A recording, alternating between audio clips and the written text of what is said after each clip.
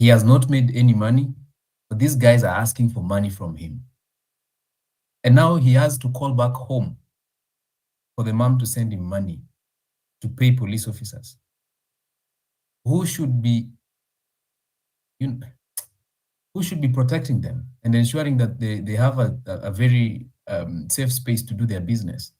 I felt really bad because I saw him as my younger brother, and quite a number of them are going through that. So we were a team of 3, had 2 other friends.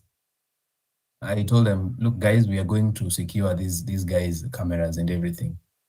So I started calling the madam, and I don't know if you guys saw the video. That is what happened. But the long and short of it is that at the end of the day,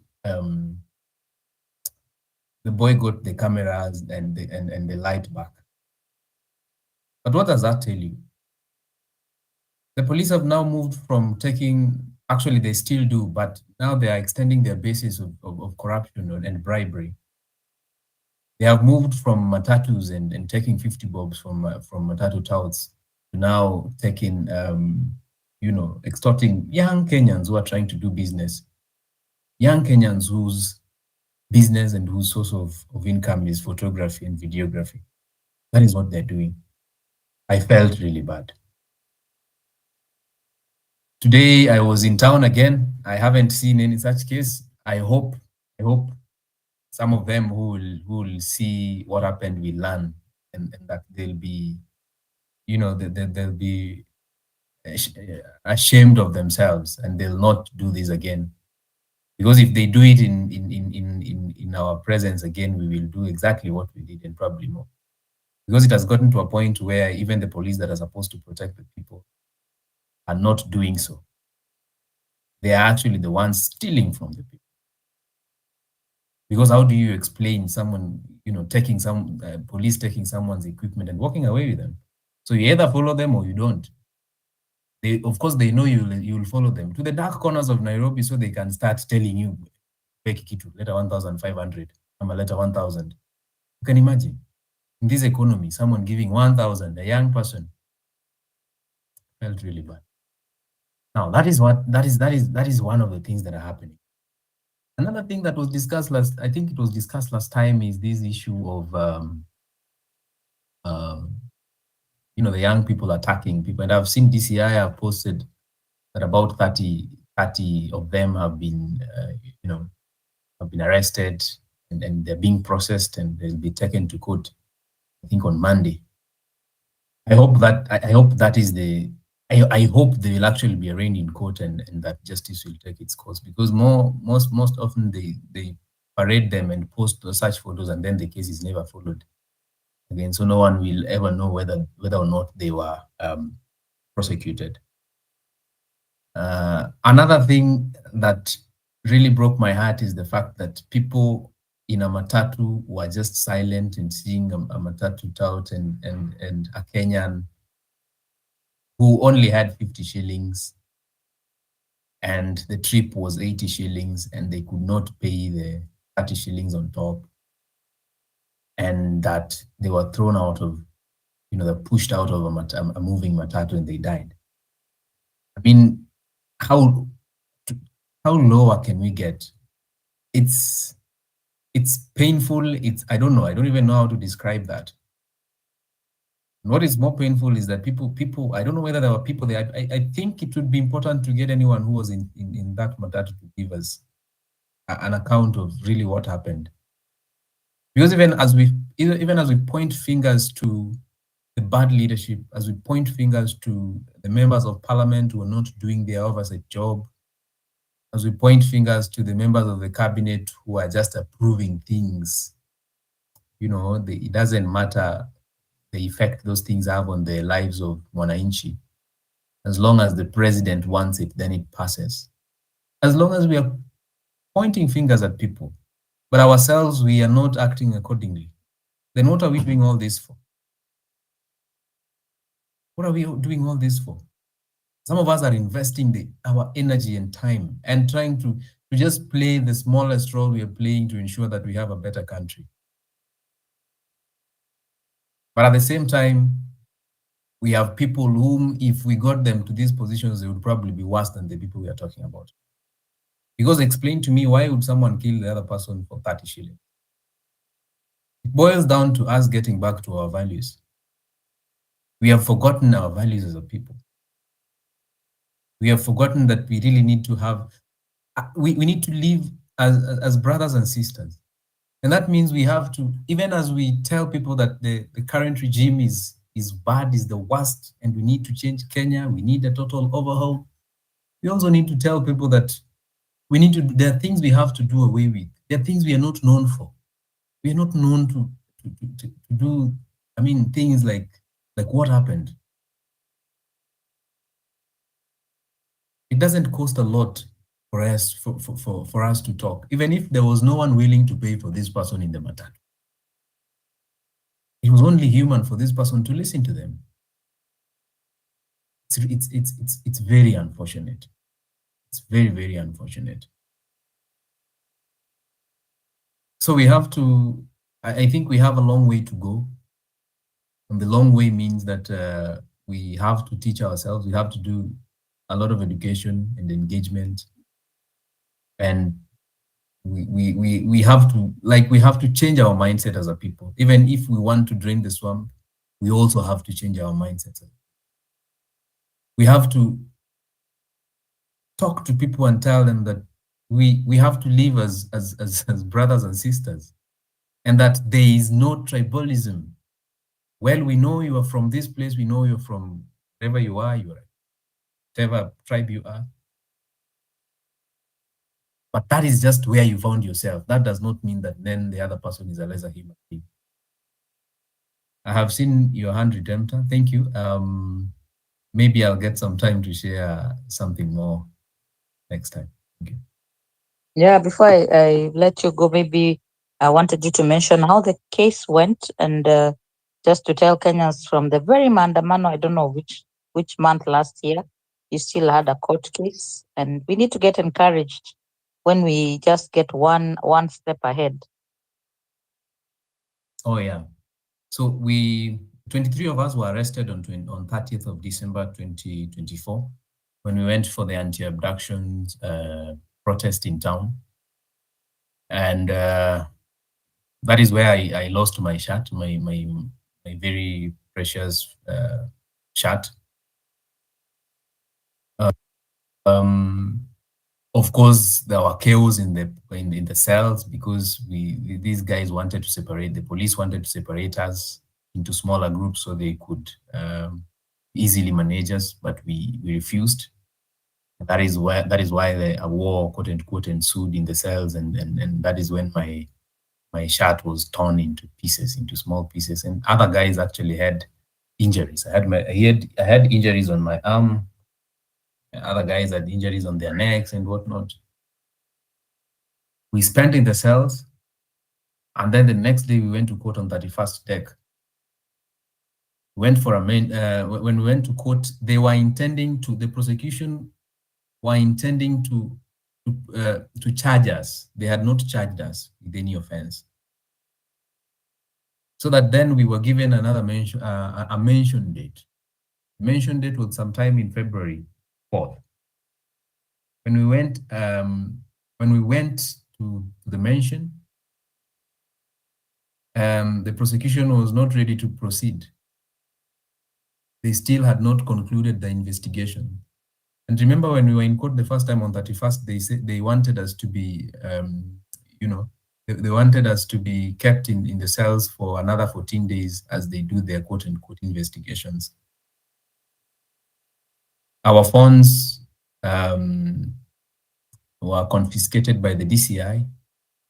And even in court, they came and asked the court to allow them to access our accounts, our X, Facebook, Instagram, and all those accounts, and WhatsApp accounts. When we were given another mention on 4th February, the next mention was on 3rd of March, Monday. So on 3rd, we went to court. The magistrate was not available. So the court assistant who was there told us that, can we pick another date? And apparently, there's an advocate who was there. I don't know where he came from. So, some people actually get themselves into cases for some reasons that you do not understand. And they agreed that we were to take another mention date, 12th of May this year. So we realized that was very unfair because you cannot. Some of us had arrest warrants because we did not attend court the first time. I mean the second time. So we could not stay that we're just running around and expecting to be arrested at any moment. We wanted this case to be done with as soon as possible. So when we went to, we demanded that we wanted to talk to the chief magistrate. And at that point, of course, we were already singing and chanting revolutionary chants and songs. Now they called anti-riot police. But then ultimately, we were allowed to talk to the chief magistrate. We were taken to the chief magistrate court. And he changed the date from 12th May to 10th of March. That was last week, Monday. This week, actually, yes, on Monday. So when we went on Monday, and we demanded that we wanted to attend we wanted to attend court virtually because we were tired always going to court physically, and then they asked for another mention and another mention. The long and short of it is that the magistrate dismissed the application, the miscellaneous criminal application, on grounds of want of prosecution. So that tells you that these guys, they will arrest you, they will harass you, torture you, and even take you to court.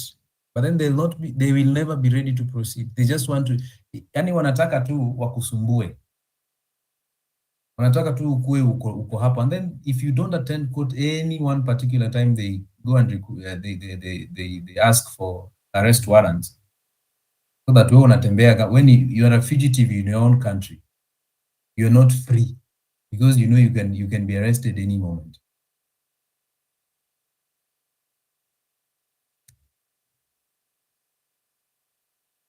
Redemptor. Thank you, Joshua. Very interesting developments you shared. Hajatuambia kesi ilishaje before we bring in Ronyo.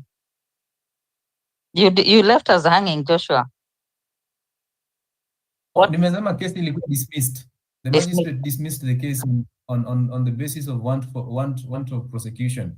There was no case. Okay. The prosecution did not charge us with anything. They were just asking for more time to do investigations.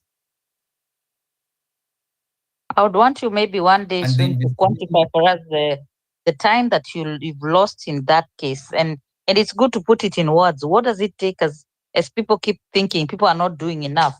254, how much time did it take for you? How many court appearances, the bus fares involved, the inconvenience, the emotional damage of you knowing you can be picked, arrested? Yeah, so let's do that another day. 254, I see your hand. I am not so sure of the order. I think Obed was here before Ronyo, but Ronyo, your hand is up. Maybe it's a short one. If not, we allow Obed to go first. 254, Mike Niyako. Yes.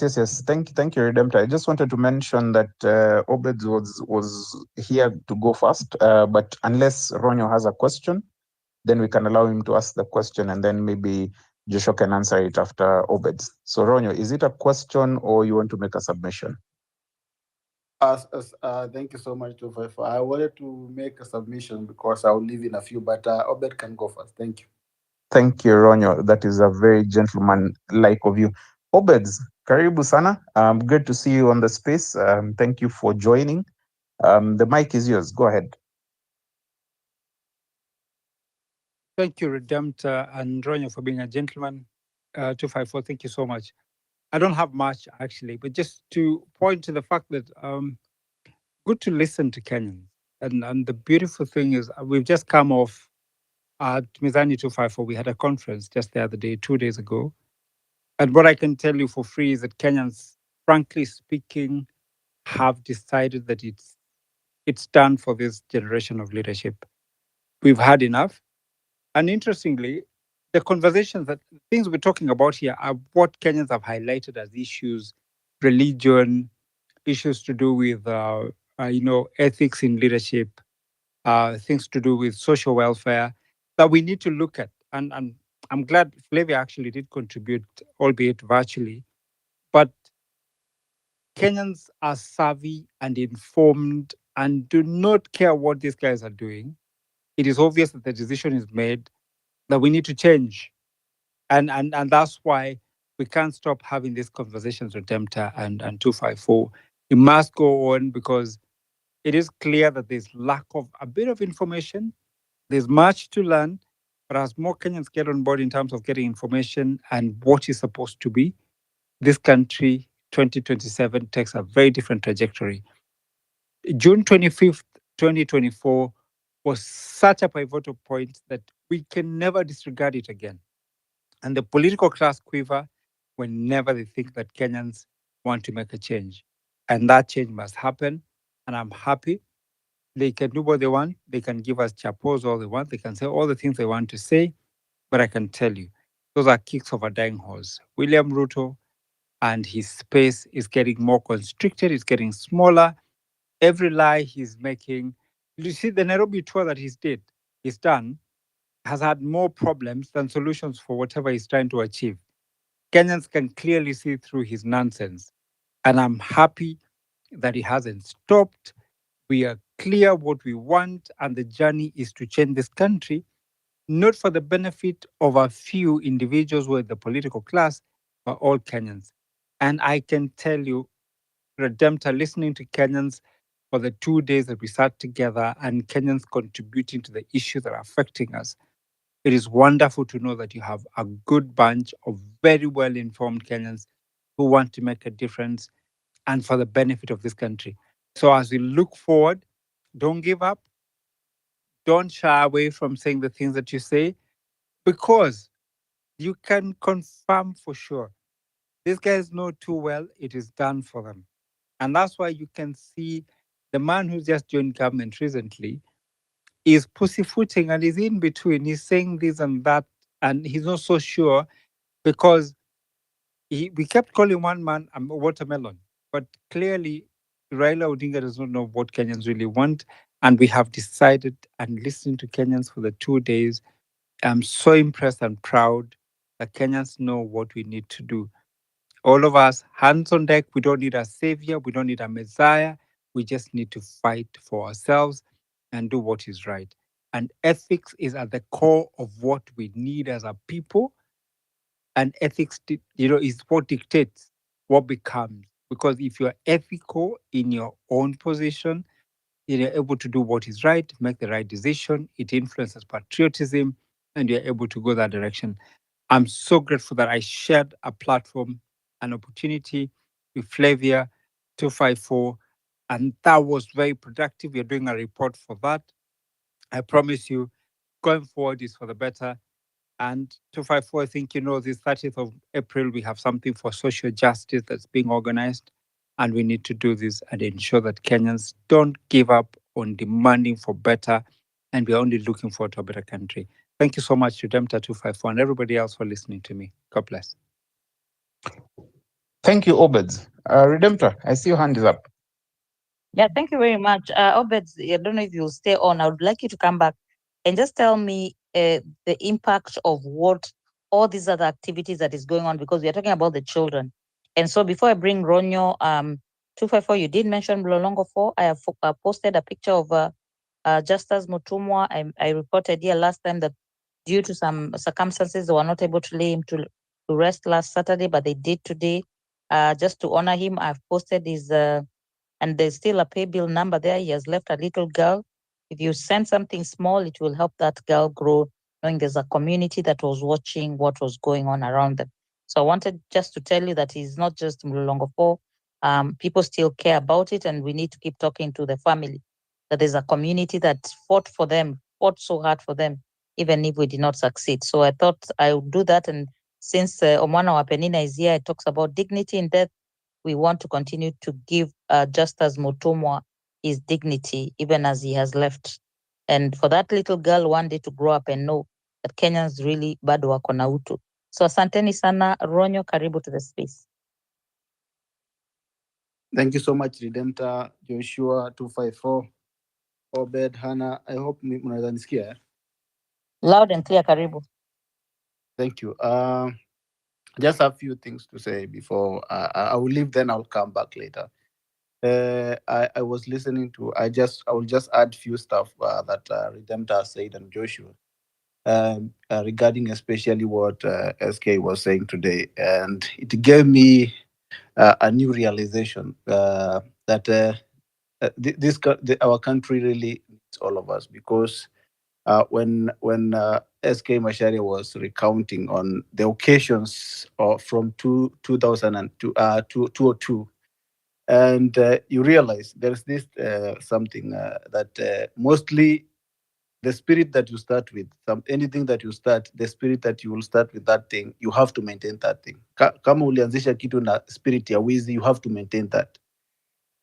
You realize the only time we had a normal country is from 2002 when Kibaki won in a correct way. The other election where actually SK was really demonstrating on how everything went wrong, the country has not been normal.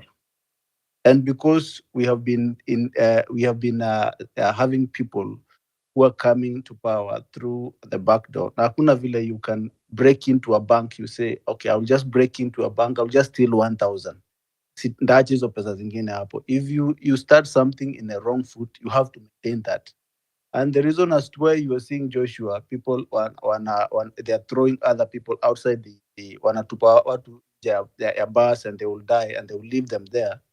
Because if a motorcade, their president can kill somebody, and then they proceed and go do their stuff like it's normal. Somebody has died, but they continue and do their stuff as normal. That's why, because the spirit on top of at the helm of power, the spirit ya wizi, the spirit of torture, the spirit of abduction and all that. So that spirit, you have to keep on feeding that spirit, even if they try to do the right thing.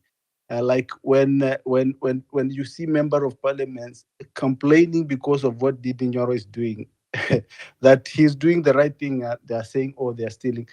How normal is it that in 7 years that guy has been in power, been a member of parliament, ukiona allocation ya hiyo county is almost 180 something per year, 180 something millions per year. You put that together, it's almost 1.5 billion in 1.7, 1 point something billion.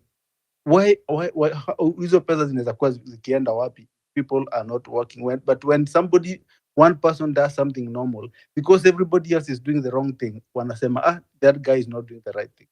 So this country needs us to come together and think and to structure things in the right way. Right now, almost in a few years, 2-3 years, the report that is there, Kenyans in the money market fund may invest more than 350 billion.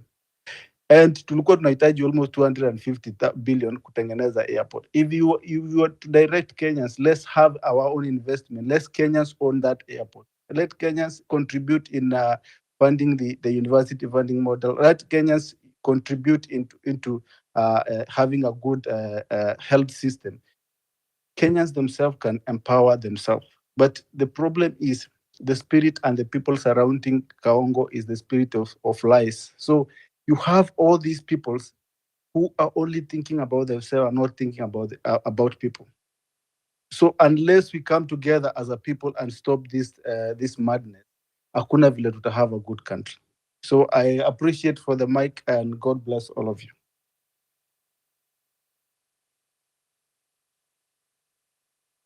Asante. 254, do you know the order? I'm sorry, I think I've lost count. Mwana wa Penina ameinua mkono. 254, I'll let you run the show a bit so that we have some order in terms of you. Yeah. Thank you, Redemptor. And before Ronyo, you drop off, and just to cue in the mic, Omona Wapenina, you'll come up next. But Ronyo, before you leave the space, maybe you can answer this question for me quickly, maybe in 30 seconds. If somebody keeps stealing from you or insulting you every time, how much trust would you give that person?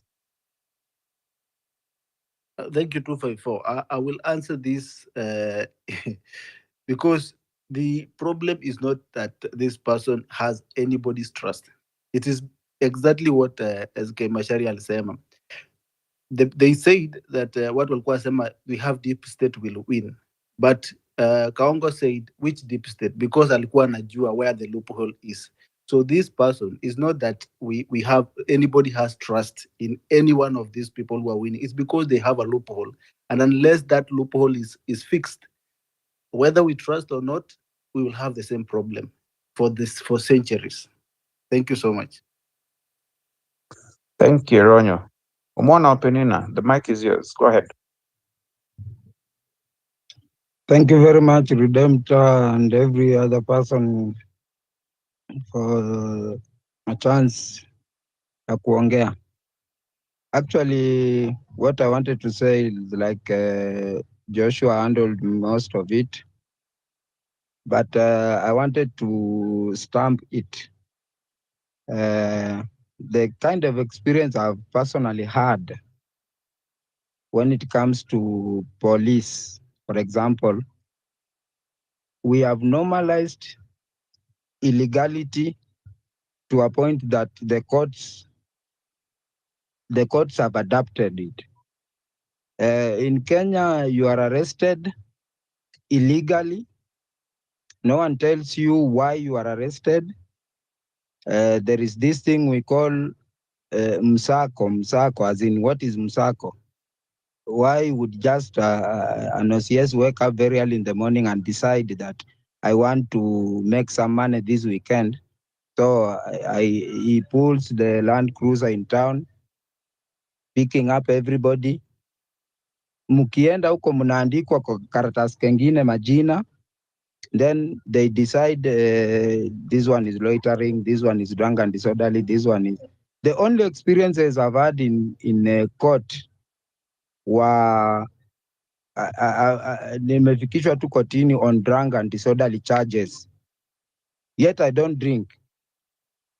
But the system has been carved in a way that you unaambiwa ukubali. In any case, it is only 500 shillings. So you just kubali.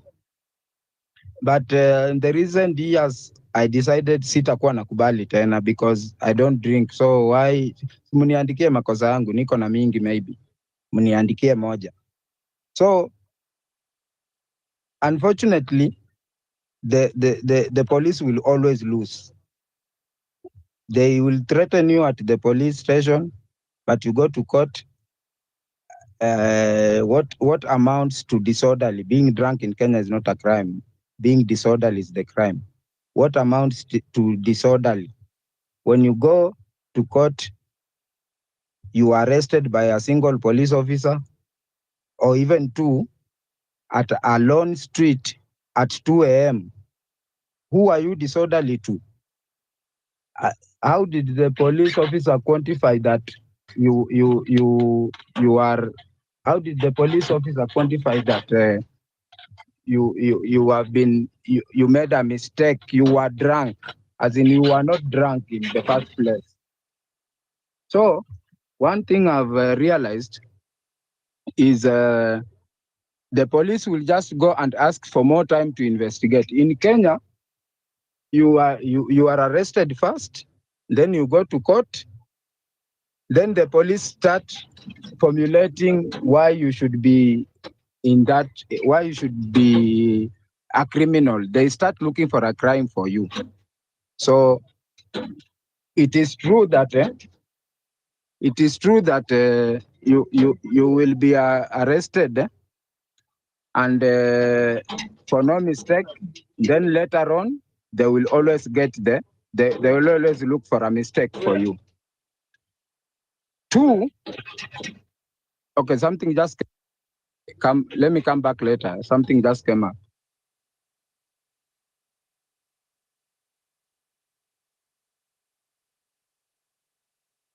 Sorry, we dropped Omwana Penina, so I'll let Thought Lines go. The mic is yours. Karibu sana. Redemptor, I see your hand is up before Thought Lines speaks. Go ahead.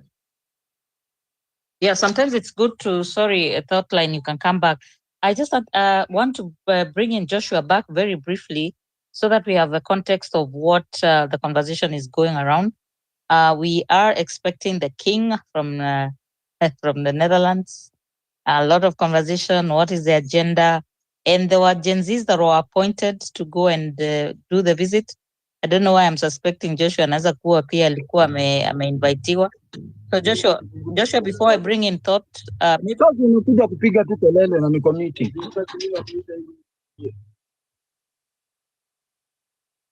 let me mute Mwana wa Penina briefly. Sorry. So before I bring in the next speaker, I thought I should ask Joshua that before I forget, so that he can share with us. I think he forgot the activities that are happening. Lots of conversation about the Gen Zs, a lot of wooing. They're still being wooing. They're still trying to find representatives of the Gen Z. So unaenda kukutana na mfalme.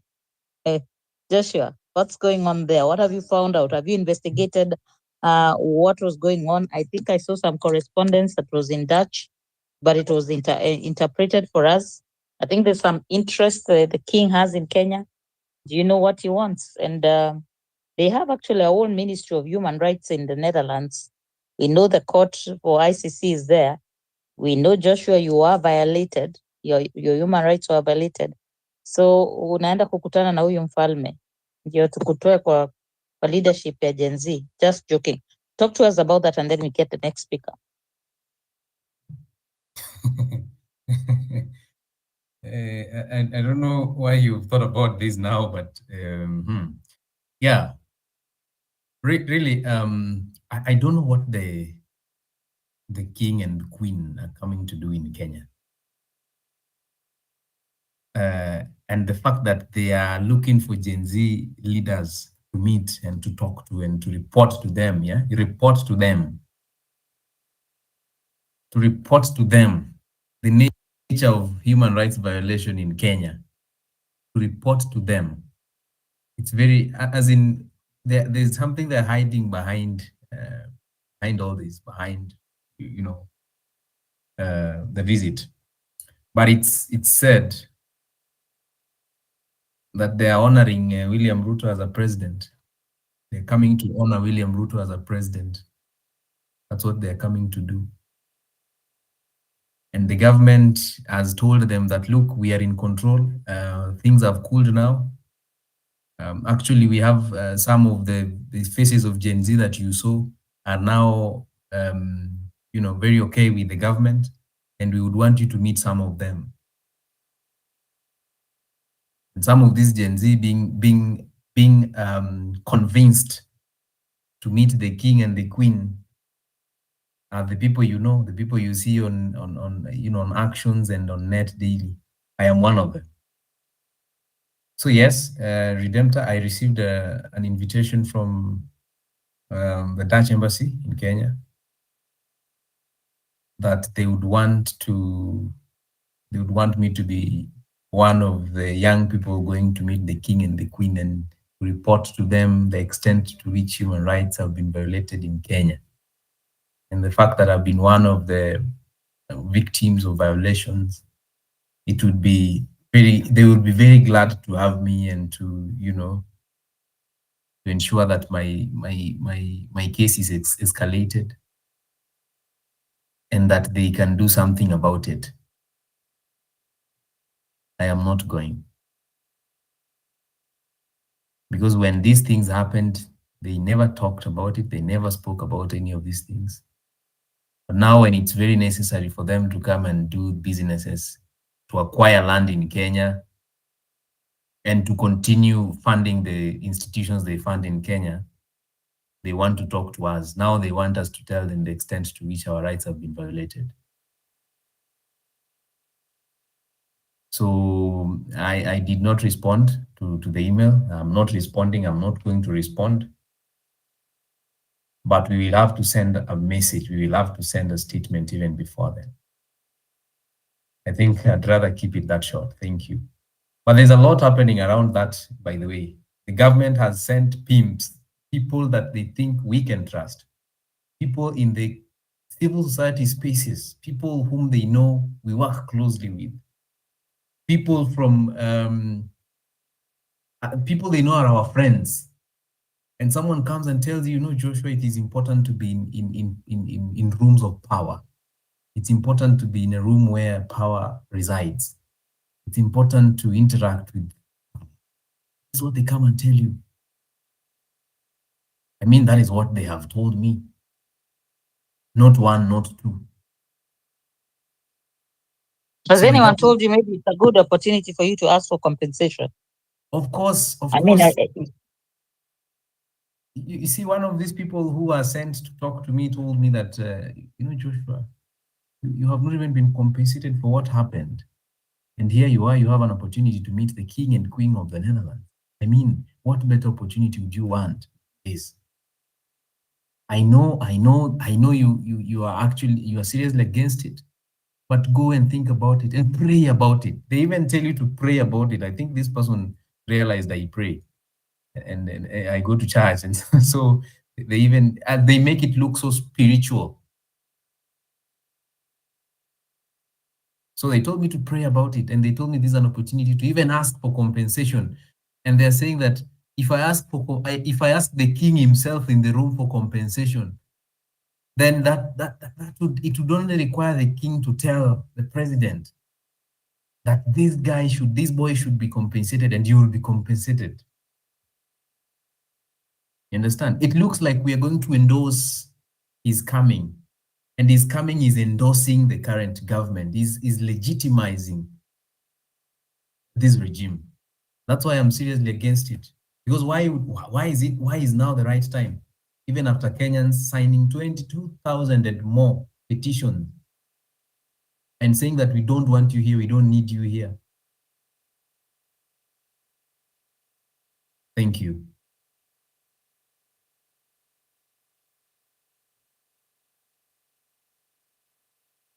Thank you, Joshua. 254.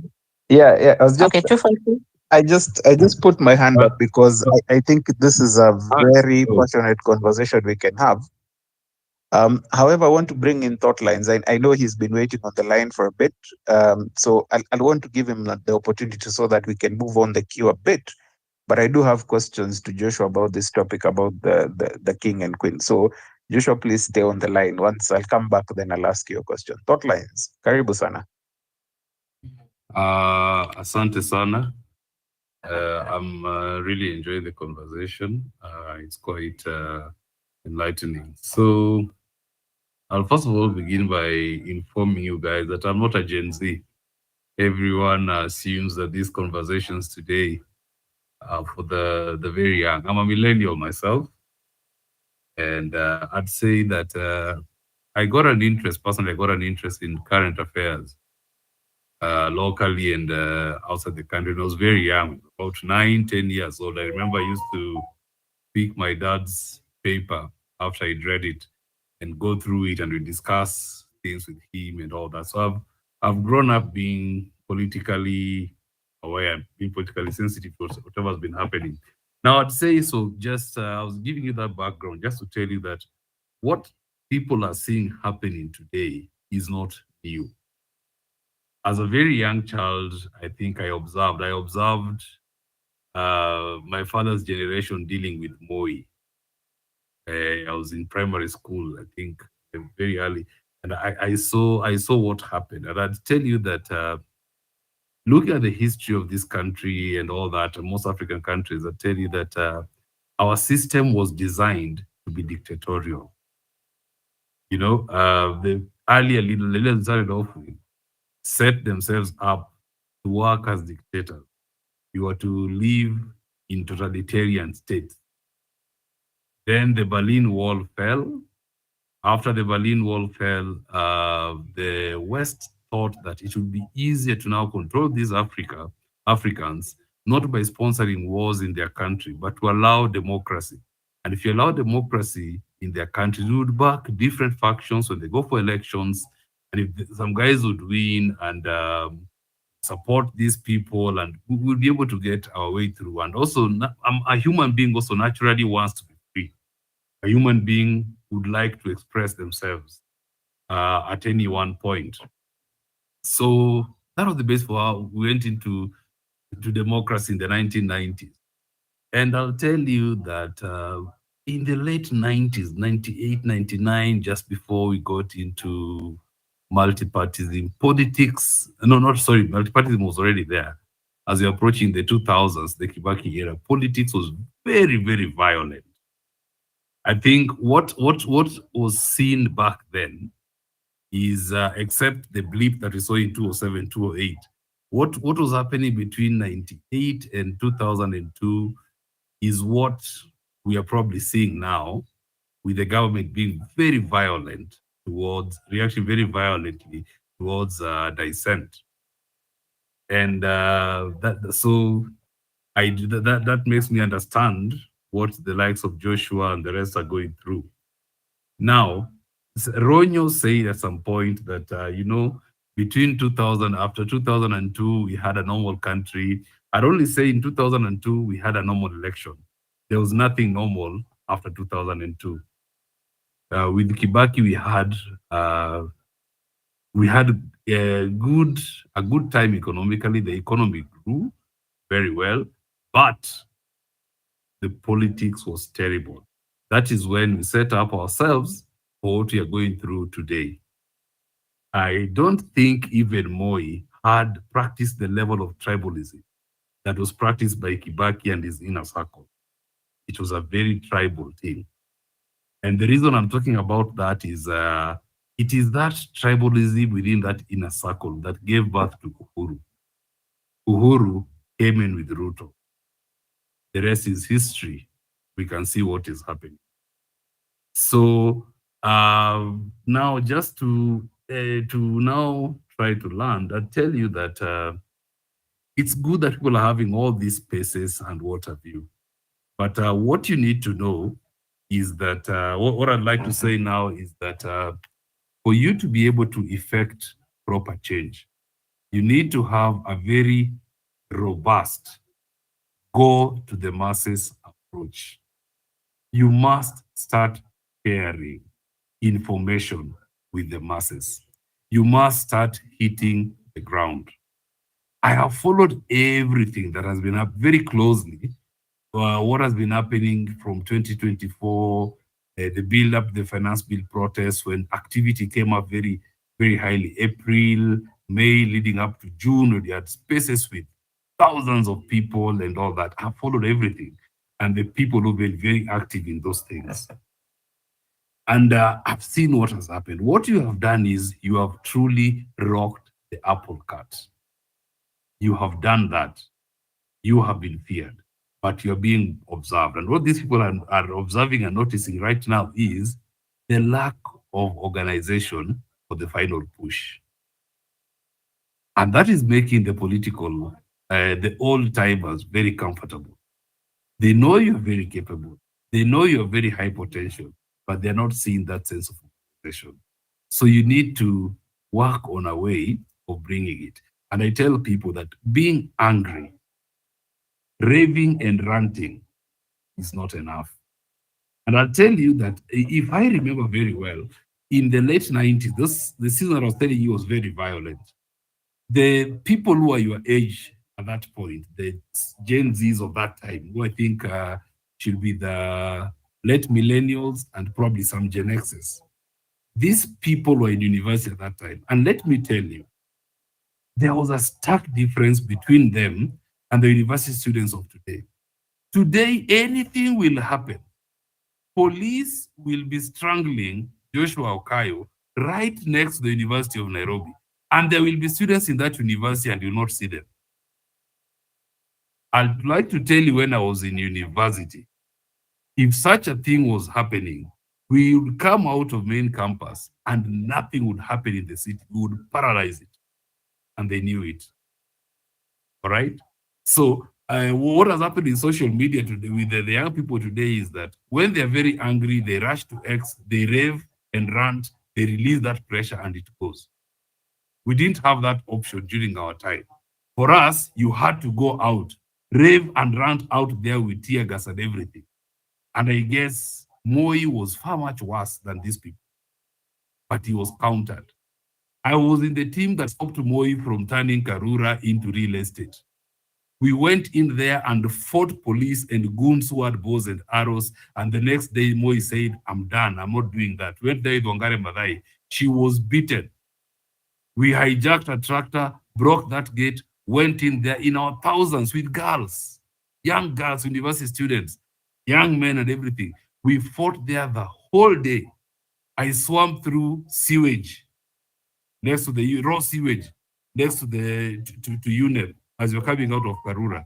And we're able to stop the development of Karura, the conversion of Karura into real estate. That's why it's still a forest up to today.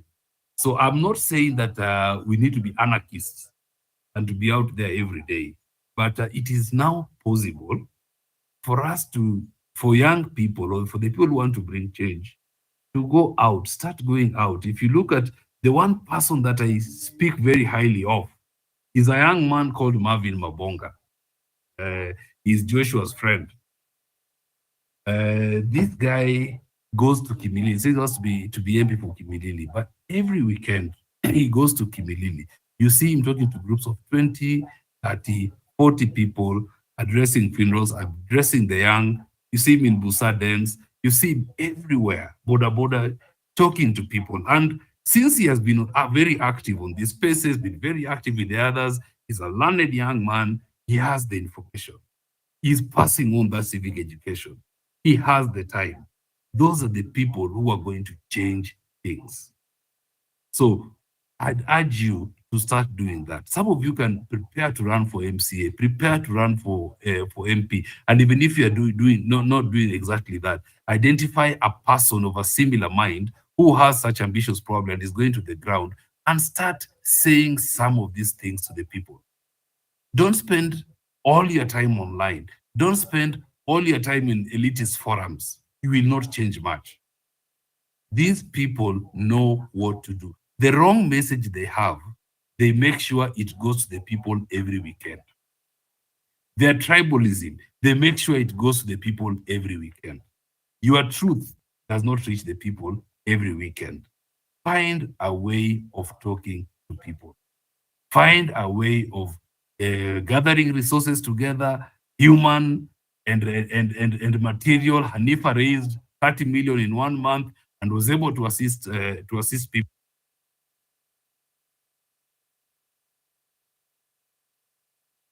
Anthony, thank you for your submission. Just a quick one. First of all, I think we have a very diverse plethora of generations on this space, and not only on this space, in so many spaces. So I don't think this is an agenda for the Gen Z alone, but rather it's an agenda for all Kenyans. And I say this because I agree with what you say. The message must reach everyone. And the reason why I say the message must reach everyone, and we all have a part to do with it, is because if you, Anthony, yourself, you say Gen Z must do it, then what is your role as a Kenyan? Are you just going to watch when young people are going to die on the streets of this country? I don't think so. So both you and I, because I'm also a millennial. Just a minute, Anthony. I'm also a millennial, and I think these young Kenyans told us something. It's okay to be angry and say what you're angry about. And it's also okay in the same breath to be afraid of people who can come out and harm you. This is all okay. Because in a society when you have people who wish you harm, it's okay to be afraid. However, I believe we have a role to play as millennials. Why? Because we have resources also that some of these young Kenyans don't have. In our workplaces, in our businesses, we can also talk to these people. We don't expect to send a young guy like Joshua Okayo to the streets of Nairobi or to the streets of Mombasa or northern Kenya, and we sit comfortably in our offices, in our businesses, or at our workplaces and say, no, we are waiting for the next generation to do something for us. No, it should not get to that. We all have our own individual opportunities and individual responsibilities to make sure that all of us play a part in this struggle. And all of us can do it because, like you said, we all have relatives. We are all Kenyan. right? So we have relatives, we have people back home that we see every other weekend or every other month. We should also do the same. We should not just say this is a Gen Z thing, it's a Gen Zote thing, because some of this Gen Z, much as they complain, guess what? It's the paychecks and the businesses of millennials like you and I who are suffering by paying these exorbitant taxes. So some of these Gen Z, yes, are complaining, but we are paying for what they are complaining about. So we also feel the pain. So probably if you have a rebuttal, I'll give you 30 seconds before I bring in the next speaker. But that is my thought. I agree with you. Yes, much more must be done, but it's not only a Gen Z thing. It's an every Kenyan thing. It's a Gen Zote thing. I do agree with you. I do agree with you. It's just to say that the guys who are going to change, bring the most change right now are these young people. And I say that because to begin with, they are 70% of the population, total population. They are also 70 something percent of the voting population. So I tell them, go out, urge your age mates to pick or to get their IDs, to get their voters cards, and educate the masses. If anything, you have the most information. You are like the most informed generation that we have right now with social media and all this and all that. Yeah, you are doing quite a bit. I'm just giving them the challenge, not to say that we have removed ourselves or that we've done our bit and gone, right? Personally, I'm a businessman in this country. All my employees are Gen Z, all right? All of them are Gen Z. And I really feel for them. I would not like to see them being told, very learned guys, engineers, what and what have you. And it would really pain me if someone came to these kids and told them, hey, I want you to go to Dubai and become a maid. Sometimes I look at what those kids are capable of doing, and it really hurts me. That's why I really tell these people, fight for your future, speak up for yourself. And I'm very happy when they do that. So the only thing I'm trying to say is you have the most to gain if you succeed, and you have the most to lose if you don't succeed. Personally, I'd say I'm not very rich, but I can tell you I've lived a full life, though I'm not very old. I've lived a full life, enjoyed, traveled the world, done whatever, done whatever. I'd like, and I know the young people that I see behind me, even my employees, I know they're much smarter than I am. They're even more capable. They can do even much more.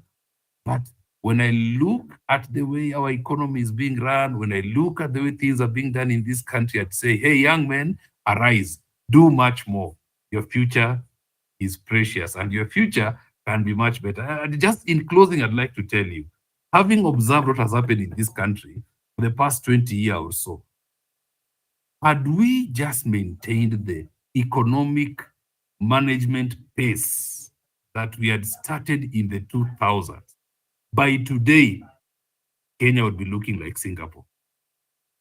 I'd like to tell you, I'd just like to tell you that Kenya would be looking like Singapore. I saw with my own two eyes the transformation of Mombasa. I'd like to tell you, by around the year 2002, real estate development on Mombasa Road had stopped. You only saw structures only just about where Cabanas is. All the space going forward had virtually nothing on it. You just had spots. All that work was within 10 years, the place was full all the way Machakos. Now you can imagine if we maintained that pace for another 12 years, this would be a very different place. Now, for the young people, the Gen Z, if you want to get to let's say your late 30s and be living in a very prosperous country, do something today.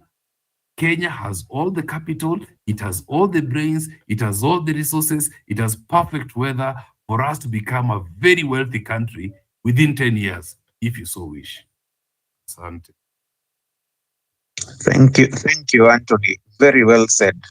The only problem is that we have idiots in our governance offices, and I'm sorry to say that, but that's where we ended up where we are today. So I see Mzalendo's hand up, and I see Omona Penina's hand up and Chacha. However, before I bring in the three of you, I just want to bring in Flavia because she's been sitting on this speaker panel very patiently, and because we also want to encourage female voices. I want to welcome her first, and then once we are done, then I'll go back to Omwana Penina so that you can complete your submission because you were interrupted, and then we can move on the queue. So karibu sana Flavia. Thank you so much, 254. When you mentioned Zalendo and others, I was like, how unjust. He's speaking of justice, and yet he's not going according to order, but that is just on a light note.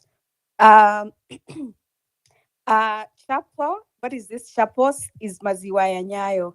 So I was not a beneficiary of Maziwa ya Nyayo. However, the high school I went to, this was the second high school. The first time you report there, the first thing you're told is, oh, iyo basi ni Moi alileta. So what we had is our principal was a very, very beautiful woman. Very, very beautiful. Even you as a youngin and as a girl, you would look at her and say, hey, this woman is very pretty. So we were told Moi was with her before. But then now, while we were in school, she was dating someone very prominent in the government. And what this person will do for us is he will come and say, oh, this weekend, I am buying sausages for you guys. So on Saturday and Sunday, they will make for you sausages and we will be so happy. And then sometimes he will come and say, oh, for the whole of this week, I'm buying for you sodas and biscuits, and you're going to have that when you go for tea break, because we will have tea break. When you go for tea break, you're going to have soda and biscuits every time, and we will be so happy. And for us, Nani will do nothing wrong. Every time politically he was being instigated or something was going wrong, we were all rooting for him. I remember one time he was trying to build like a hotel next to the lake, and I think the policy of the government was to maintain the lake shore for all public to be able to access, and then for people who are doing private development to do it a bit further from the shore. And we were all annoyed for him because we're like, why is he being stopped? I mean, it's a good thing. And you see, he was coming and poisoning our minds and not explaining to us why it is that he's been not allowed to build the hotel next to the shore. He was just telling us, oh, they do not want me to do that, and that would have been beneficial. It would have employed many people, and it was this beautiful. So basically, as a youngin, your mind, in high school, your mind is so young, and any person can influence you so easily. And the strategy I'm looking at right now with this chapati fiasco and this many high school visit, if you notice, they are happening so many. People who are in Form 3 and Form 4 might be ready to vote in 2027. And because their mind is so young right now, they are open to it's open to receiving anything. And if the access they have is the people who are going to trick them with very small niceties, and they feel like that is good enough for them, that is going to happen, and those are the people who are going to get ideas and will be for them. So Joshua was speaking about mentorship, and the session we attended over the last few days, one of the output that we came up with in regards to ethical leadership was mentorship. Joshua, you've gone to the University UN and you've started a mentorship program.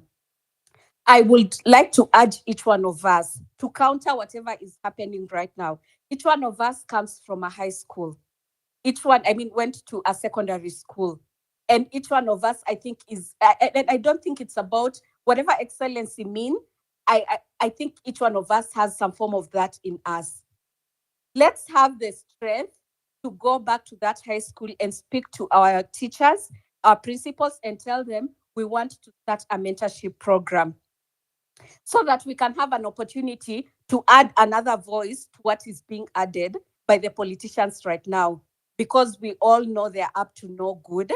They can speak as they wish, but also, again, I think it's important for us to speak to these young children so that they can have the good and the bad side. And then if there's capability, then they will choose what is good for them. But let's just not sit back and allow the current political class to exploit these young children through giving calories to them and continuous secondary. Even one of the things that I asked myself, I'm like, we've heard of the morality of these people. And in high school, we have adolescents. Their hormones are very, very uncontrollable. And we are allowing these people who have questionable morality to be around these children. Like, just beyond voting, there is more to worry about. But then again, I think that's something that we can talk about some other time. But I think one thing that we can all do for sure is each one of us to go back to our high school, and then we try to start a mentorship program. I am not physically in Kenya, but I impose myself virtually in everything. So if I can do that, those who are physically there, I'm sure that will be an easy fit. Please, let's do that. And then just to add one more thing also, Joshua, you're talking about ethics in the population, and us doing better to incorporate like better, just to ensure that people are better in terms of behavior. And equally, that's something that we spoke about again the other day in the program. So through mentorship, I think that is one of the areas.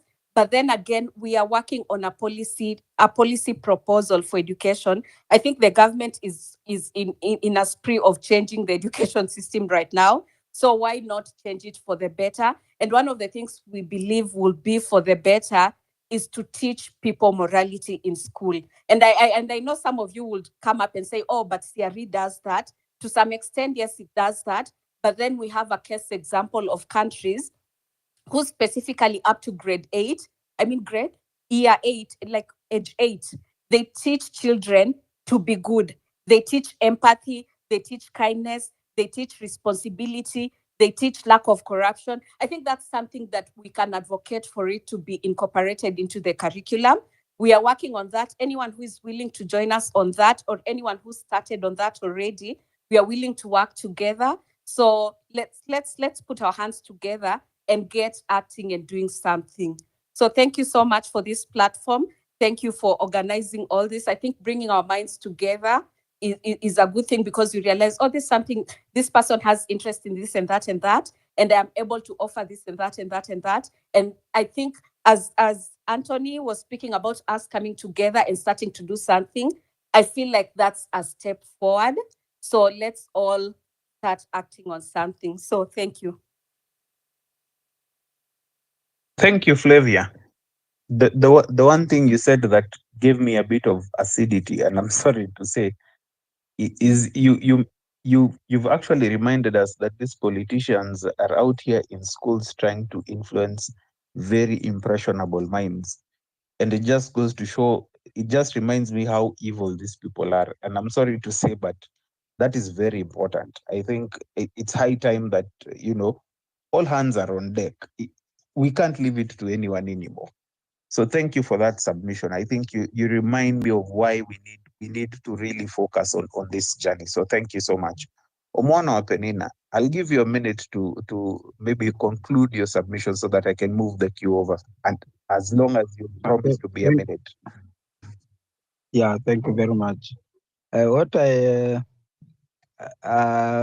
realized that we are shying away from the reality that the political class determines the course of the running of this country. So it is upon us. Joshua has highlighted a few problems in the system, and we do not have to wait for someone else to do this for us. Personally, there is this thing called Sambaza, the Kambao thing that is usually in public service vehicles. Mimi skaliagi, as in, hata kama niko peke yangu kukataa, nitakataa tu kama mimi peke yangu. And if we were 2-3 who have a similar mind, we will just stop the Sambaza thing in the whole country. So it is upon us to work on these things. Currently, I'm documenting the influence of foreigners getting nationality here, and I actually have copies of several ideas from Ugandans, Rwandese. Ni mingi sijamaliza, nikimaliza I'll do a post. Actually, it is easier for a Rwandese to get an ID in Kenya than it is for a Kenyan near in a border county. Actually, if you follow clearly, you realize that Ruto is doing these things strategically, because if you rescued someone who was supposed to be a refugee in Kenya, handed over an ID, that person will have you to thank for a new life. So if the trend in, say, Kericho alone is what is happening in the whole country, then we will be making noise while foreigners are still voting back these thieves. The best we should do is we land on these things now. Let us not wait for Gen Zs to do this for us. That is why Ruto has realized that Kenyan parents would be in love with their kids. So I need to change them by changing the kids in schools, by giving them chapel like Moi did for us with the Maziwa and Nyayo. It is true that we failed to work on this now. I don't know where to start so that I can who to ask about why are these foreigners being given Kenyan IDs? As in, what is the intention? Ukienda huko kwingine sisi hatupewangi hizo. So what is happening here? Okay, because it was a minute, let me just stop at that. But thank you very much. God bless you.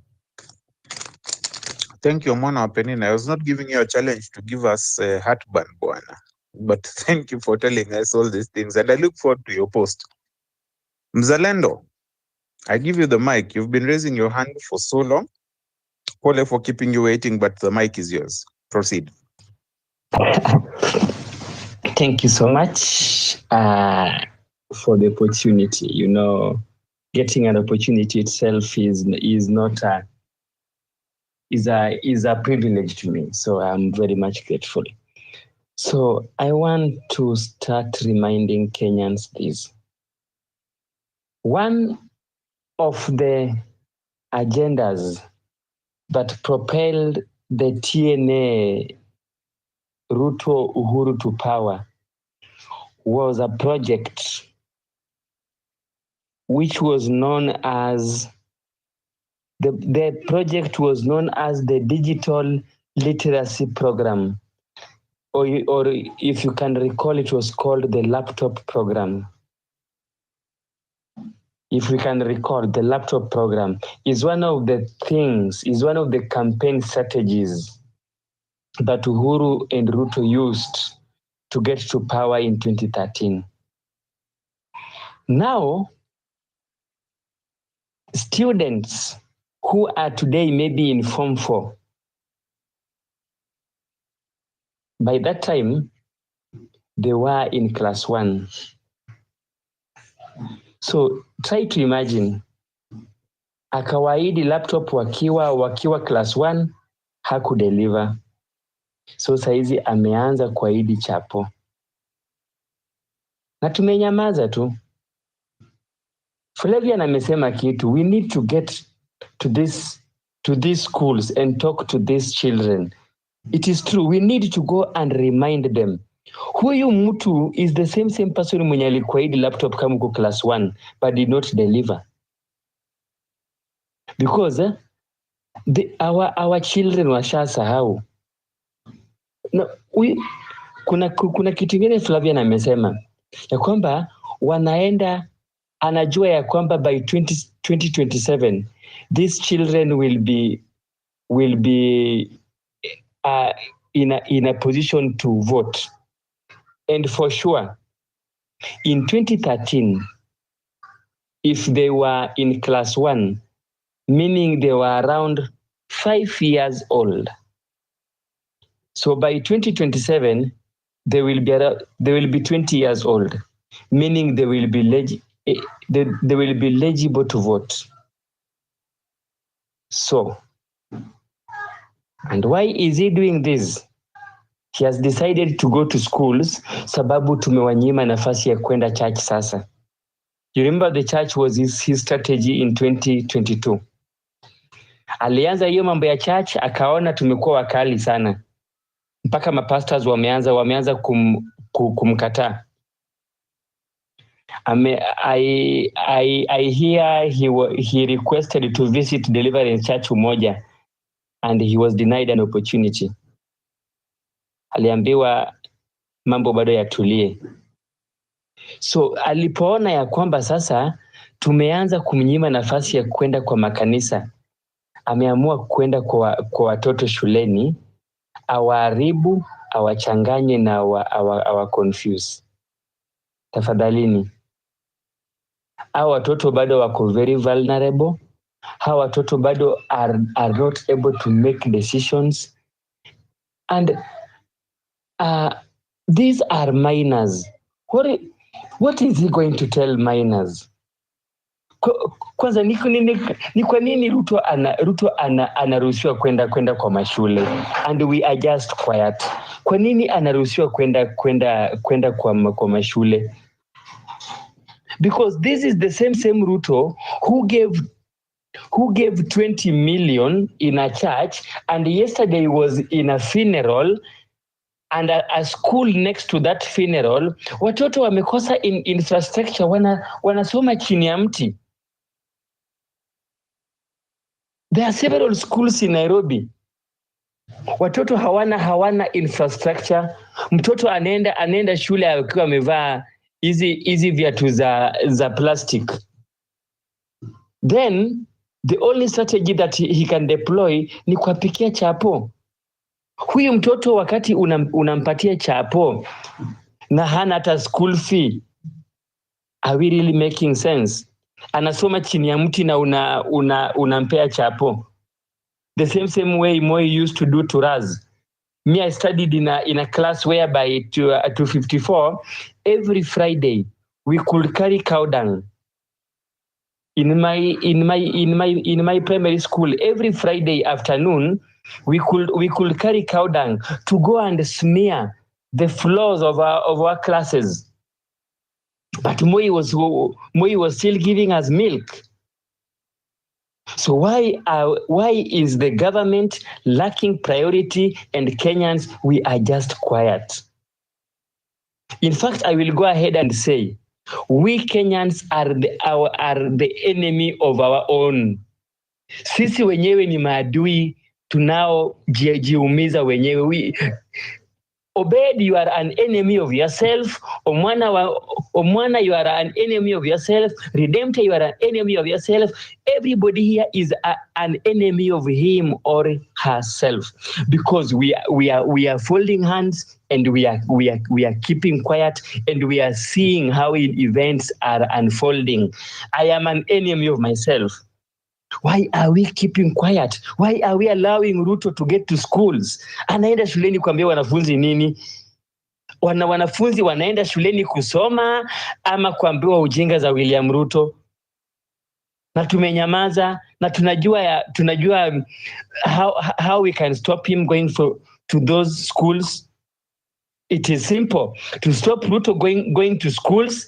Akienda shule moja, we go mnatupea namba ya huyo principal, tunachukua namba ya huyo head teacher, tunamsalimia, so that we stop him going to schools. Those head teachers, those principals we must start greeting them now. Any head teacher who will allow Ruto to visit their schools, we should start greeting them. It is just unfortunate ya kwamba hatuwezi peleka Is it my mic or my internet? Guys, I can't hear you.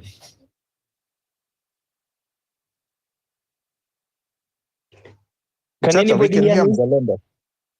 No, I can hear you. You're okay. You're clear. Okay. Okay, asante. Okay. It is just unfortunate. It is just unfortunate ya kwamba hatuwezi enda shuleni kuandamana huko because we respect our children and they are vulnerable and we cannot afford to go and demonstrate there. But those head teachers, those principals, we must greet them. Hata kwa barabara tuwazuie. Tuwazuie hiyo gari yake tuzuie kwa barabara. That is the only way we are going to stop Ruto from manipulating our children, from manipulating minors. And as I conclude, I want to remind us this. If we continue to behave normally, William Ruto will treat us abnormally. Thank you so much. Thank you, Mzalendo. And what you said is very important. For me, I have a suggestion, and maybe this is a challenge to even the legal minds in the space based on what you said. I would really want a bill presented in Parliament, and it should become law. Forget schools. Any politician, president to MCA, who at any point disrupts the normal functioning of schools, hospitals, or businesses should henceforth stop. We are not campaigning. We do not want to see Ruto campaigning. As a matter of fact, I am tired of even hearing his name. Not because I really hate him personally, but the idea that any politician can just think that I can hold a rally on a Monday, I can hold a rally on a Wednesday, prevent hardworking Kenyans from doing their business, because just like what we saw, Ruto travel the streets of Nairobi and so many people could not feel safe. People shut down businesses. People in the Juakali sector were not able to earn the goons in town. This should be, we should not allow this to happen. And it's a challenge to the legal minds. And as a co-host, Josh, I hope you pick this up. And maybe you can even bring more legal minds. Redemptor as the host, I hope you can bring in Chalo Mwaki as a legal mind, and we can have this conversation and have this done. Because for me, I find it very ridiculous that a politician will tell us that on a Wednesday there was a rally, and so many people attended. And these people are paid to attend because they don't have money. They have weaponized our poverty. Now they've gotten to a point where they're even going to our schools and stopping our children from learning. You go to a school and promise children chapati. Yet, at back, you know, you have not the capitation of that school. How ridiculous is this guy? I mean, why are we tolerating this nonsense? I'm sorry to say, but this should be a real conversation. A bill should be presented as soon as possible. Redemptor, I see your hand is up. I hand the mic over back to you, then you can probably invite Chacha because he was next online. Yes, he's been waiting a long time, and I see his hand is up. Even as we look for who to invite, Professor is on the listener panel. He can join the speakers and tell us what the law says about it. They were there in the making of the Constitution. This was factored. The campaigning in schools, what law is being breached, what bill can be tabled, what laws can be changed so that this never happens again. So Hannah, I see your hand, but kindly allow us to bring in Chacha. Has been waiting patiently, and then you can go after Chacha. Karibu Chacha.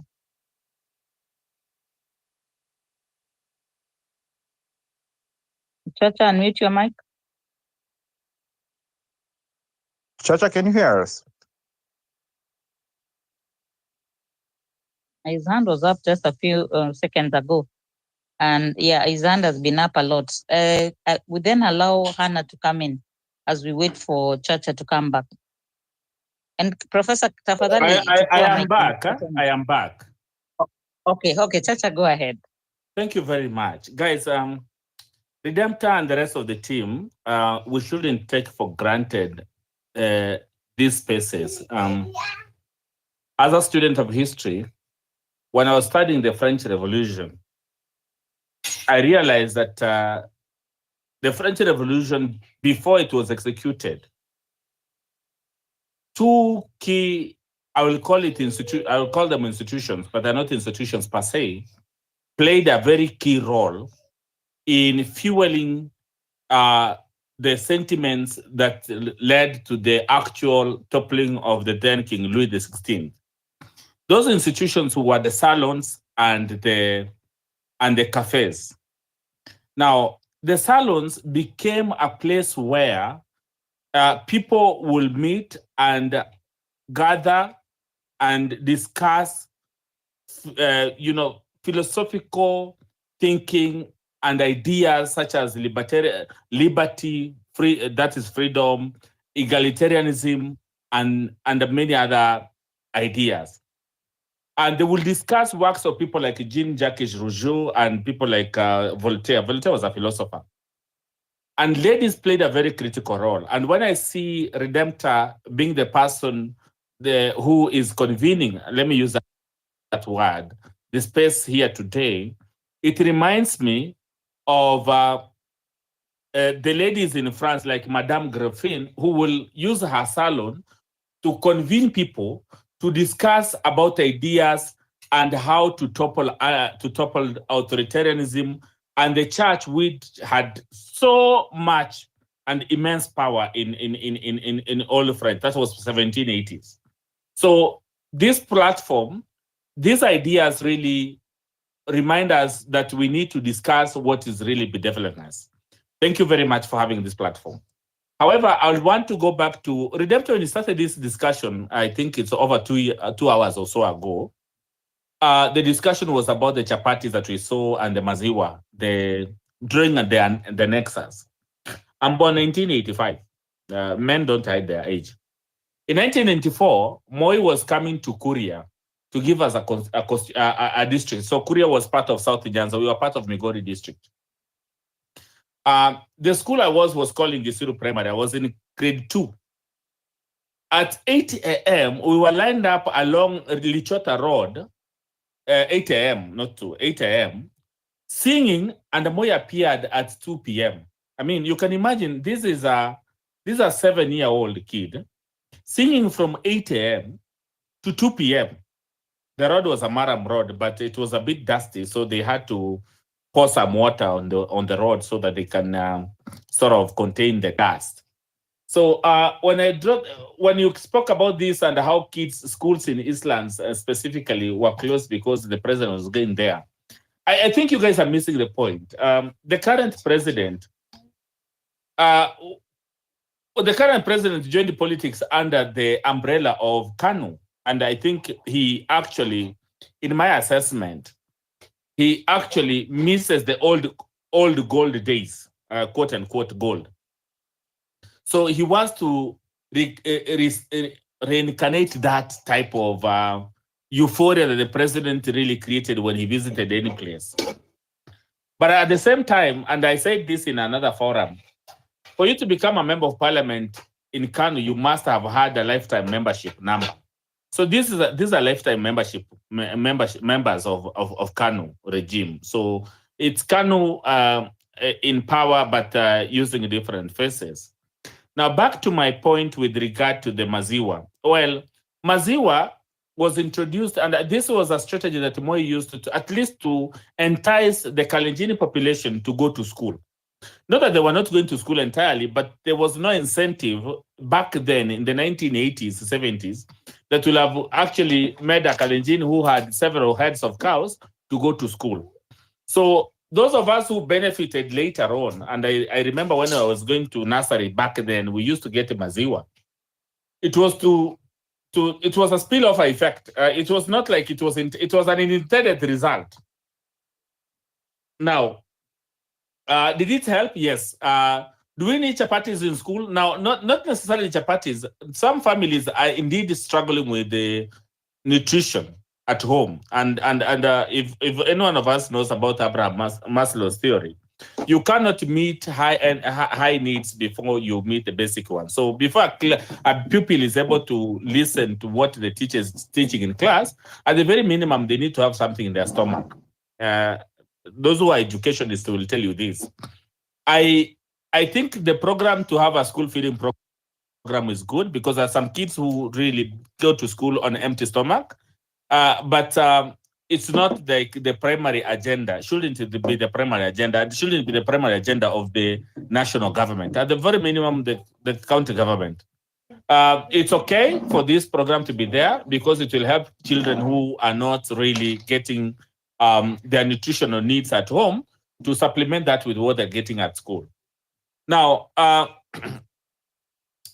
have listened to Okayo and some of the challenges they have gone through.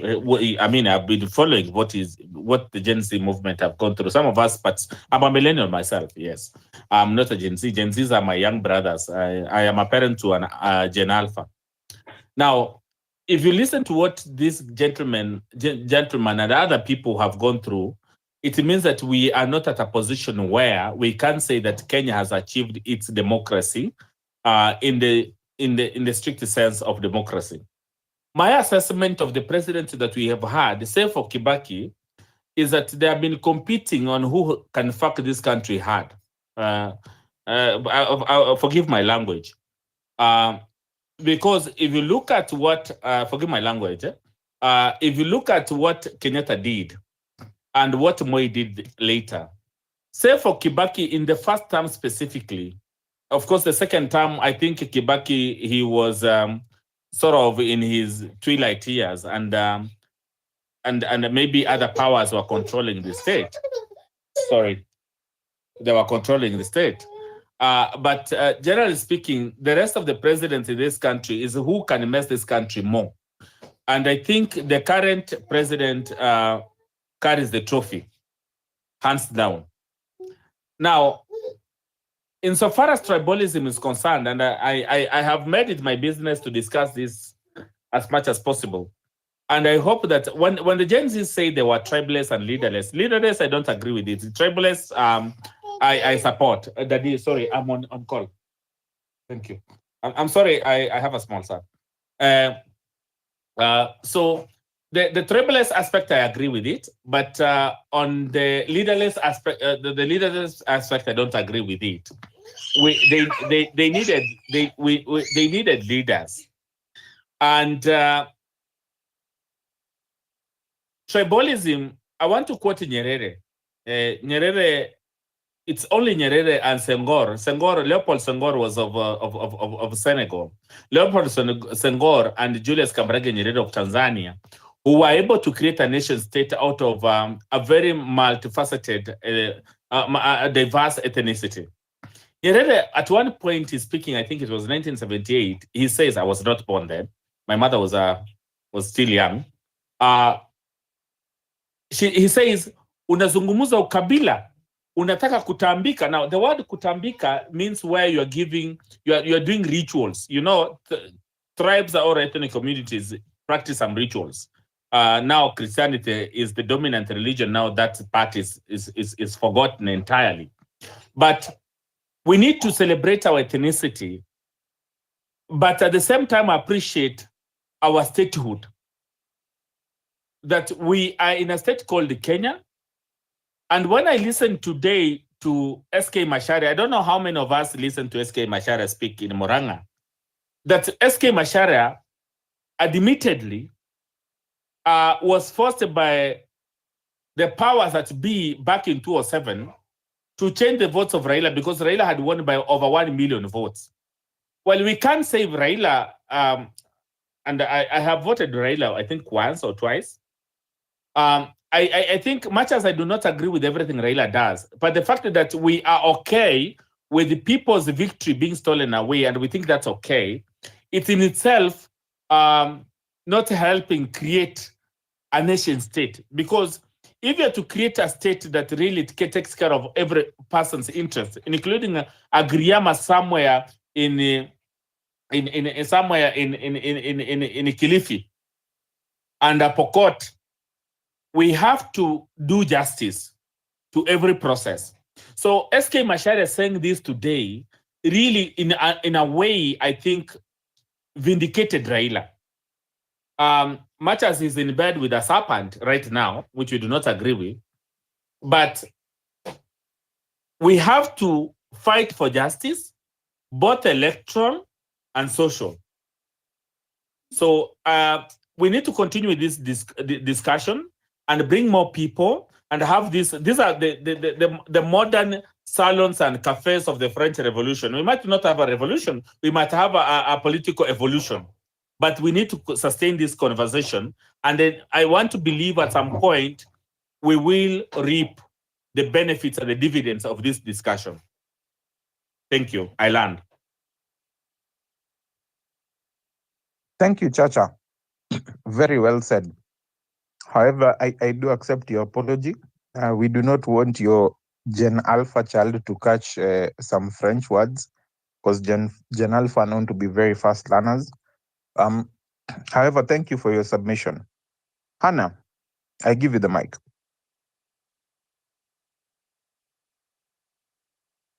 Thank you very much. Am I audible? Yes, you are. Proceed. Thank you. As much as I want to accept what Chacha said, there's something you have to understand, Chacha, that we should not look at Raila as a person, and we should not look as anybody who's going to stand there as a person. We should look at what they are actually proposing. The fact that we are looking at these people, as themselves, as the gods, as the kings, as the king, that is where we are losing sight of what is needed. And that is why they are taking advantage of us and showing us dust. Because when they stand, they are not standing there for you, or for the country. They are standing there for themselves. That's why we now have come to realize that these parties that we have in Kenya, the 96 of them, and even others which are going to shoot up from now on, they're not going to stand there for you. They're standing there for themselves. So we have to change that mindset, put the reasoning in those parties, so that whenever we are following those parties, we are following for what they are standing for and not the person who is in front. I'd like to talk to Flavia about what she actually said. Very good. I usually say the same thing. Schools are not places where politics should even be involved in. But there's one thing you have to understand. Instead of teaching children morality, let's teach them law, so that they can know what's the difference between legal entity and natural persons.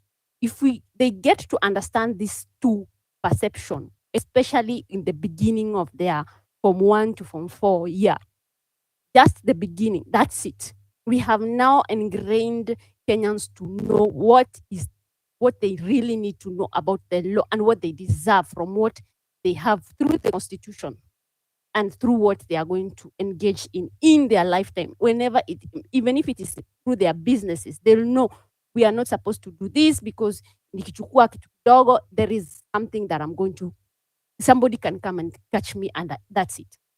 But for the moment, we cannot teach them that morality, because they're being taught at home, they're being taught through the society, they're being taught by the schools, they're being taught by even the friends. So it's something that they are going to learn. But once we teach them law, they will know, oh, ini mzuri, I will take it.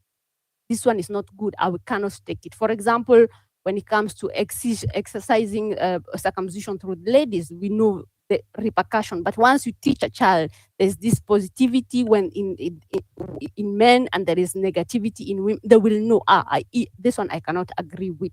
So we have to give them that chance of choosing for themselves once they reach the age of maturity. I want to grab your attention on a man called Duale, because this is something that it has just passed by, and I think people have not gotten to get what Duale wants to do. Duale wants to give 3 million refugees from Dadaab and Kakuma to become Kenyans and give them ID. I want you guys to understand that anybody who is outside the country, a Kenyan, will spend more than 15 to 20 years to become citizen from those countries. They usually are vetted, they are studied, they have a number, they are followed. So you imagine how Kenya has just become just a liability. Kenyans themselves. Yani, anybody can just come in, become Kenyan for that. That just shows you very well that Kenya is not going to stay as a structure of where a child can grow and evaluate and become somebody, because all the time there will be something or somebody who's going to come in and take over that place. It is calculated when you are outside the country. They will calculate how many accountants they have, how many teachers they have, how many doctors they have, so that they can know if our country does not have enough teachers, how many people from outside the country can be able to enter into that system. So if they have 5 people, 5 places where they need doctors, they will say, okay, we will take from a country like, which is very much related to them when it comes to law, when it comes to this such thing. So we have to stop Ndwale. We have to stop Ndwale, because if you ask me very well, what is the refugees are vulnerable people. They have come to seek. So they are taking advantage of these vulnerable people. That's the same way they are taking advantage of children in schools. And they are putting them in a state whereby they will never evolve, because not many refugees want to stay in Kenya. Most of them want to go back. Others want to move out of the country because Kenya is untenable, even for the refugees themselves, leave alone us. This is when we are fighting for that 30 bob. You see a man being thrown out of the car for 30 shillings. And they have homes. At least another time, I'm going back home to my mom. I'm going back home to my sister. I'm going back home to my friend. So a refugee does not have that. So this is just immorality. You can see right from the start, it's just immorality. But because they have no person to talk to them, because there is no one we can continue or say, oh, we have an MP who is going to talk for the refugees. No, it is UNHCR which is supposed to take care of that. And since now they are not even given money, that means now they even are going to be more vulnerable. What do we mean? It means they're going to be sleeping on the streets with IDs, meaning that police will be coming and taking them, meaning that we are going to have more gangs, meaning that we are going to have more problems.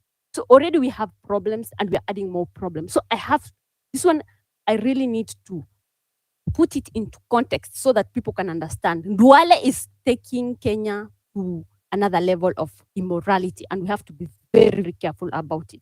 So I'll leave it to that, because those are the things that really made my heart not feel comfortable with throughout this week. And thank you very much for the space. Thank you. Thank you, Hannah.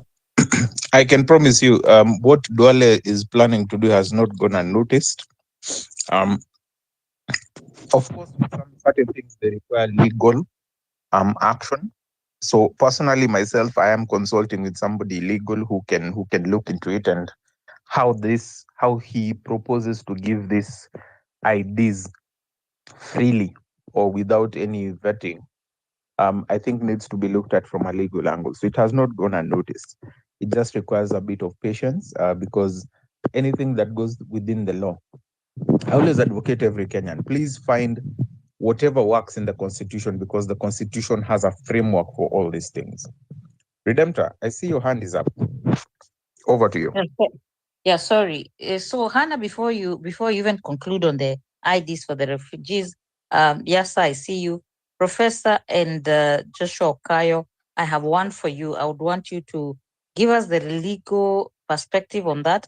And secondly, the same Duale a few years ago brought a bill to parliament that affects the politics of universities leadership, the leadership of university. So this is not something that they just wake up to. They plan every facet of life. From this age group, where are the loopholes? The university is a very good place where movements are started. Let's block that using the law. Let's add more IDs for these people. Mwana wa Penina is doing something, is doing a research. Last time I was here, I gave people an assignment. If you live in a border town, please do your assignment like Mwana wa Penina and tell us what is happening where you are. Kenyans have become the opposition. You and I are the opposition. And Chacha, thank you so much for bringing your son in the conversation. That's why we call it a genzote. And when I hear the voice of a child, I get healing. I remind myself why I'm doing this. It is for that generation that we keep doing this. So thank you very much for having a that voice bite did me some good. It energized me again. Hannah, very briefly, before we bring Yasa, I think Yasa was here before, Professor. 254, you can take the mic after Hannah. Yes, there was something that this week also made me angry. Iligusa roho yangu. You know, I was a math teacher. He, mimi nikasikia ati hakuna math anymore. What is going on? Nilikuambia Redemptor, Ruto will never play fair. Atakuwa akicheza ile pata potea. Amewapatia chapati, bas atachukua mathematics. So anatengeneza madanda. So we have to be very, very careful with this man. Anatengeneza madanda. Unaenda wapi bila math? Who is going where whichever career you're going to take in, math has to be about it. So hakuna hiyo options, you have an option. Hapa si utakula chocolate ama utakula sukari. No. Hapa ni mathematics. Mathematics is the basics of everything. So people have to be very careful. Those who have kids, waambie hata watu ushago, mathematics is not an option. It is forever going to be the number one subject to appreciate and to love. Thank you very much. Thank you, Hannah. I'll just remind you of something I always keep saying, political theory.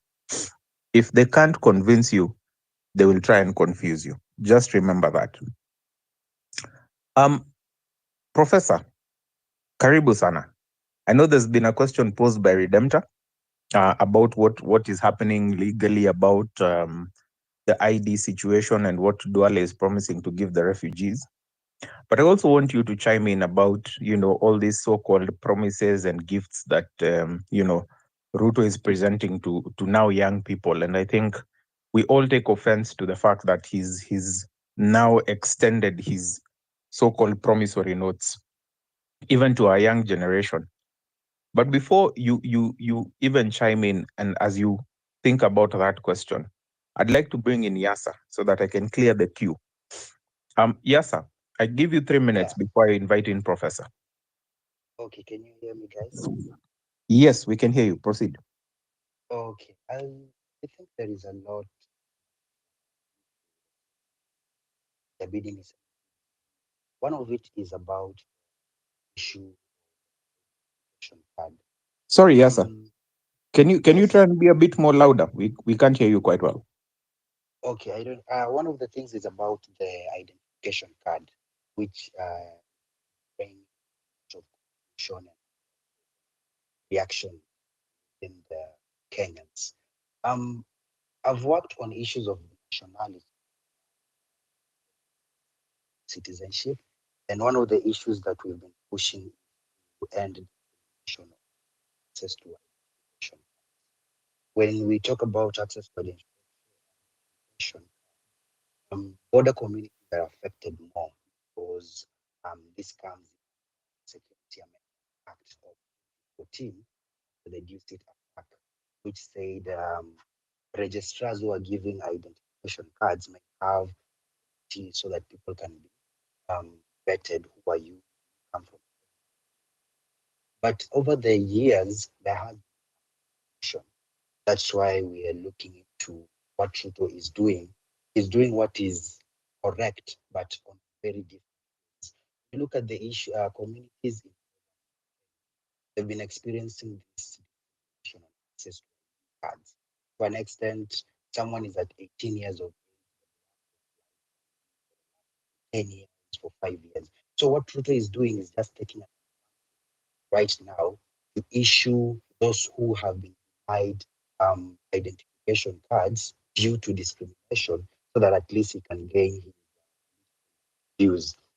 And when you look at the issues of refugees, this is something that it's way big. Africa just signed a protocol on identification of which is meant to be something that all African states, heads of states, countries are supposed to be pushing so that they can end statelessness. What is caused by statelessness? Borders, displacements, refugees. This is something so many people are taking, other people are making. So it's something that needs to be really, really, these things can be done well. Because when you look at the global context, refugees, they want to be absorbed by other countries. So this is something that Ruto said to that kama nchi zingine, then why don't you crucify?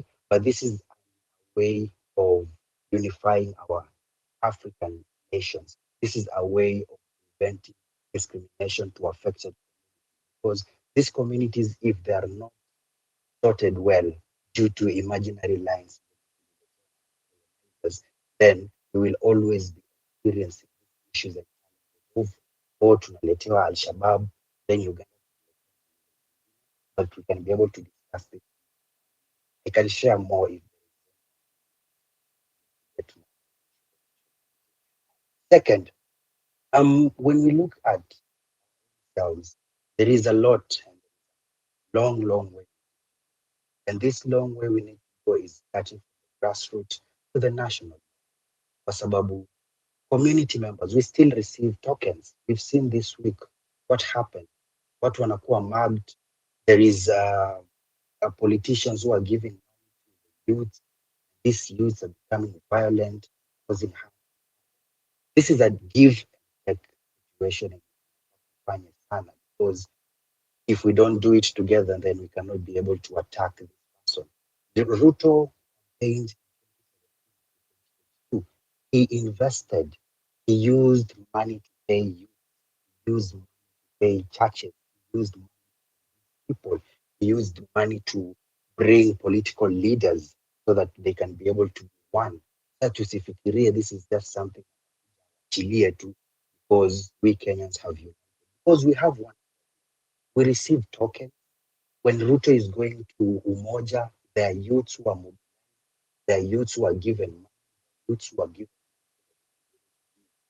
huko chini. I can't give you my story to say so. Alafu you expect me kufanya kitu, you attack me. The issue of tokenism is something that should stop, because this is where it kills us. The moment we are buying job opportunity, you will always be a slave, because this is the same way we are giving the who is the leader to always be expecting, because anajua Redemptor qualified on this, but I have. So what do I need to do? I only need to push Redemptor aside, then take my Joshua. Joshua, you will not be able to speak your, because you've already. Yule leader will never ever think straight, because this is the same thing done. These people is invested, promises. If I become president, what you get, give him billions of come and still give to Kenyans. And then we Kenyans, we don't have the idea of refusing them. What we always say, that is a way and a form of manipulation. Because the moment you take that, the moment you're to supporting someone,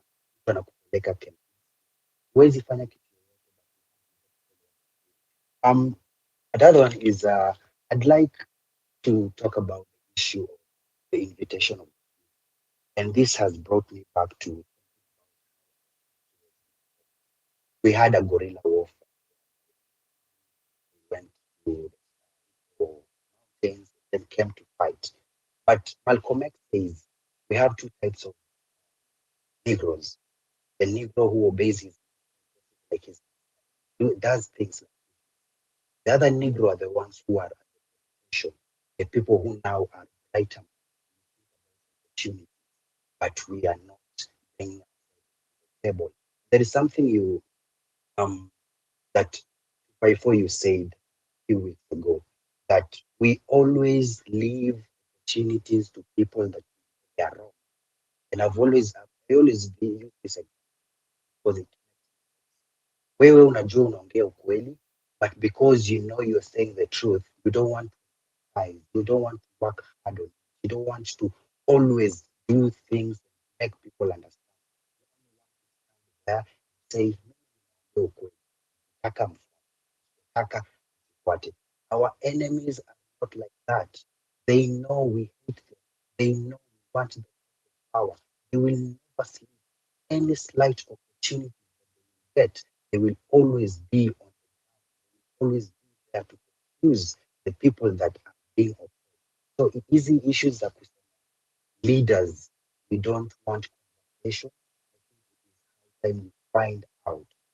Because Joshua, you said you the invitation that you've been given. We have two things. We have hard advocacy. Muzungus and the Europeans have used, even if they are fighting, US and Russia, they will always discuss. If they don't agree, then they go home. But if we say that we are not going to the table, we are not going to listen to that conversation, hear what the king wants to say, then we will be because another person will be able to go there, then they will say we are the Gen Z, they will always be there. Alafu king anarudi kule anasema we have spoken to the beautiful God. We want us to go there, be there, then address issues so that these issues they can be able to see, okay, Joshua amekuja hapa tatu ametoka ameenda. This is information yenye itakuwa imepita. But if we step aside, then they go into the conference, they agree by themselves, they come out, the media is always used to fire.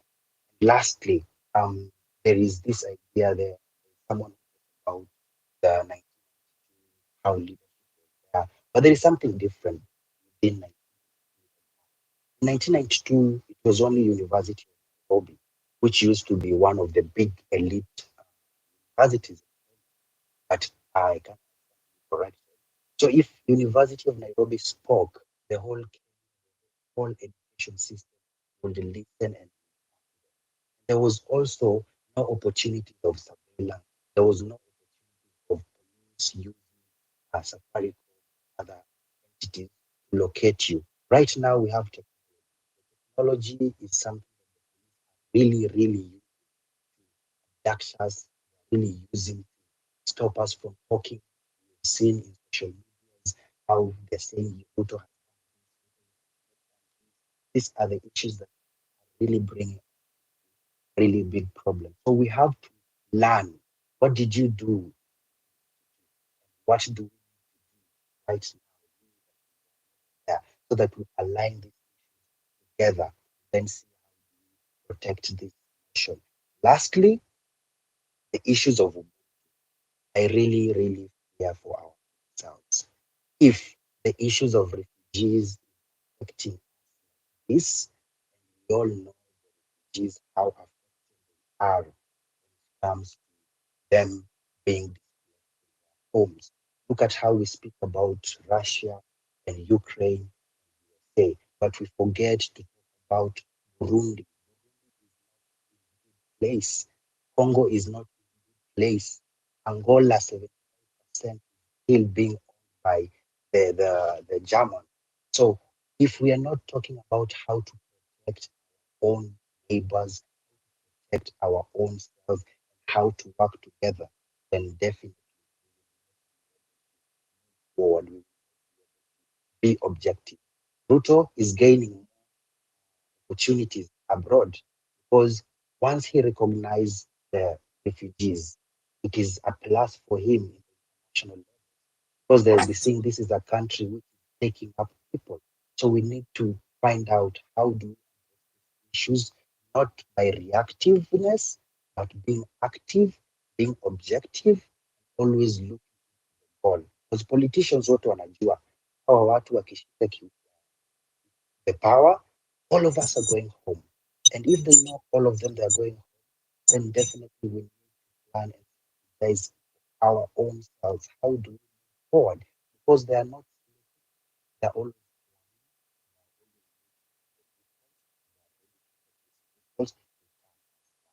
Thank you.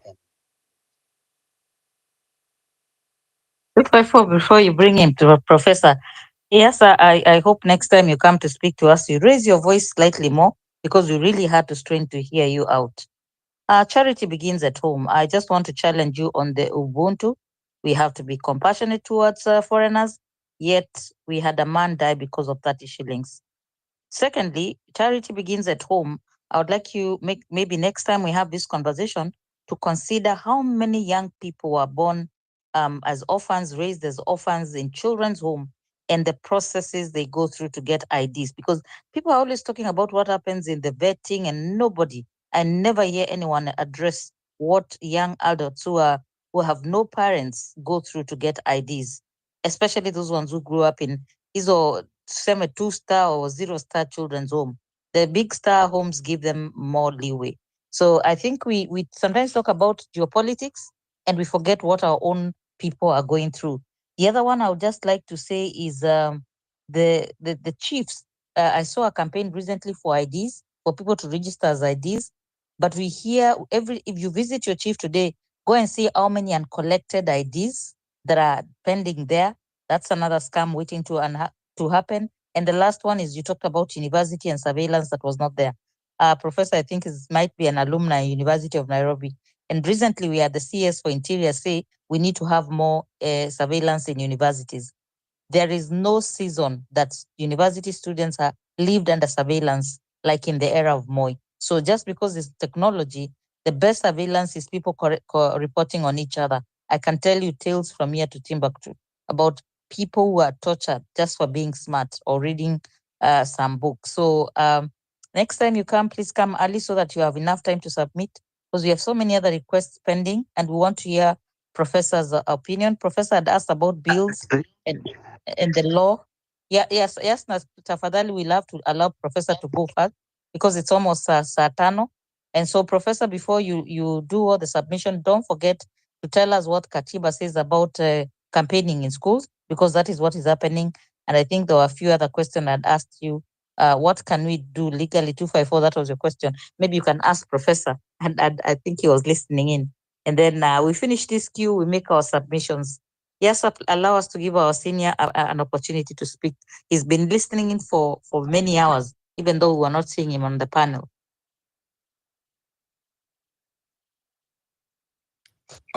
Thank you very much, Redemptor, Joshua, 254, and all the good people who are on this space. Yes, I was listening because I was traveling.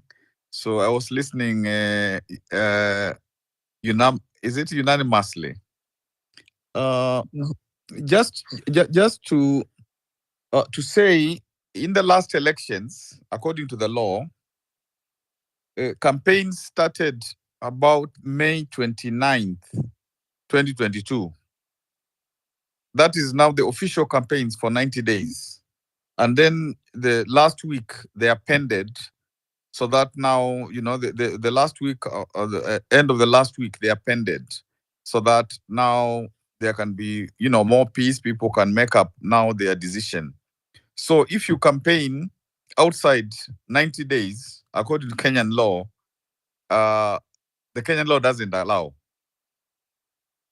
So anything that now looks like campaigns, it means that it's really out of order. Of course, politicians will say they are not campaigning, but that's the fact of the matter from the point of view, from the point of the law, so that from May 29th, they were stopped, and we had elections August, I think, 9th, 2022.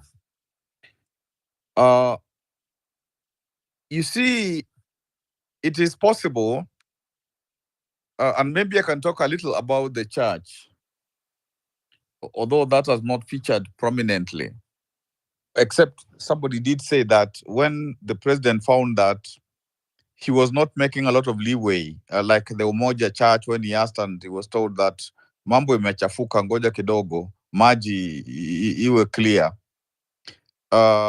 Then, he decided that now it's time to go to the schools. But regarding the church, something is happening there, which is not a good thing at all, because from some of the conversations I have with young people, some of them are saying that actually now they're not interested in church anymore, because if a leader can say that they are very much they're very much church people, they're very much saved, and they know all the Bible verses, and they know a lot of, stuff like that, and yet they behave in the opposite. So, I have met many young people, and even not so young people, who are saying that it doesn't make sense to commit to that kind of religion. Because sometimes some people don't distinguish that church and any other faith is a matter of yourself and God. And even if other people go, and they are not doing the correct things, including even priests, that does not mean that church does not make any sense, or mosque or temple or whatever.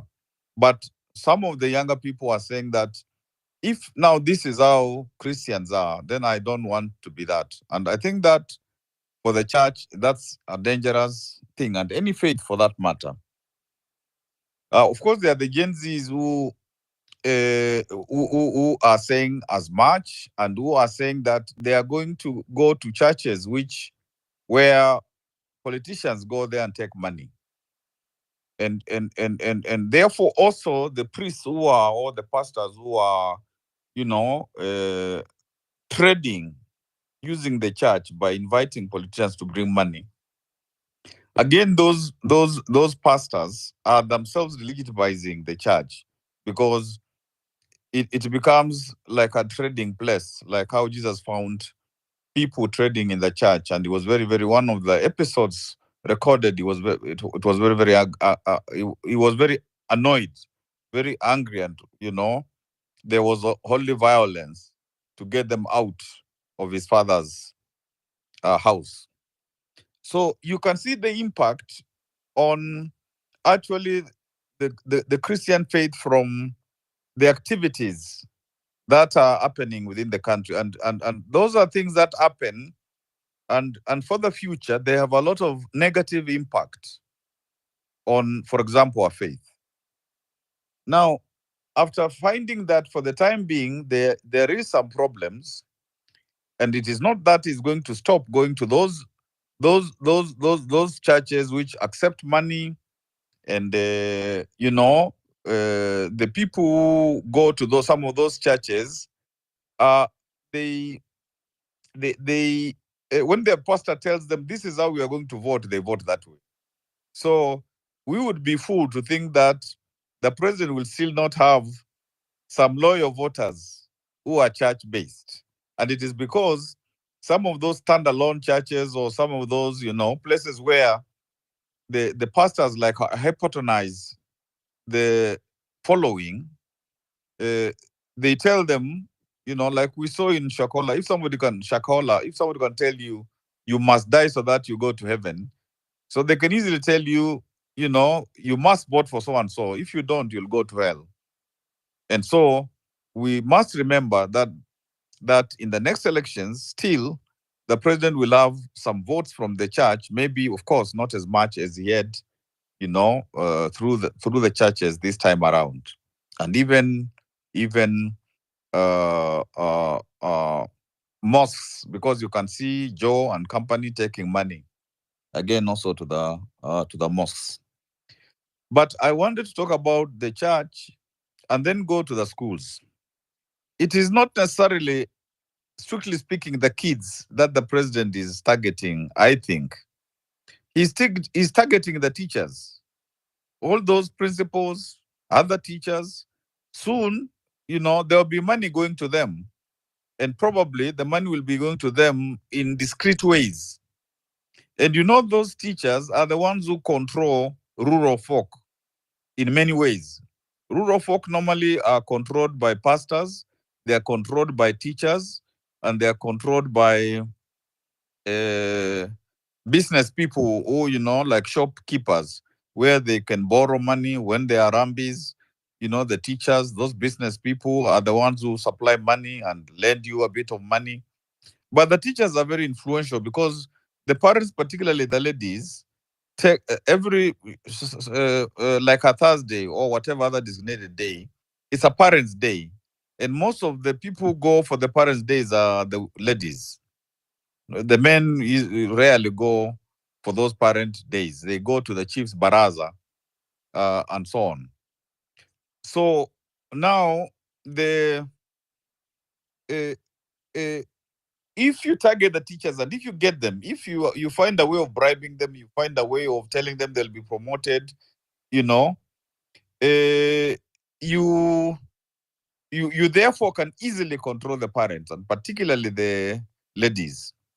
And in the rural areas, how it works, the teachers begin to tell the children that so and so is the person to be voted for, from even MCA, MP, all that kind of stuff. And when the teacher says that, the children from school take that message to the parents that so and so, the teacher said so and so is a good person. And so the civic education, therefore, comes from the teacher to the child, including primary school kids, because we used to know that you are going to be voted for when children begin to, when you are passing, they are mentioned, they're either singing the song of your campaign or your slogans, or they are saying so and so. If you see that somebody is passing and the kids are not talking about them, then you know that the teacher said no, and the parent has also now said no. So this is why, in a situation where Martha was launching, relaunching Na Kenya, and because long ago I was a part founder of that party, so I went to that function.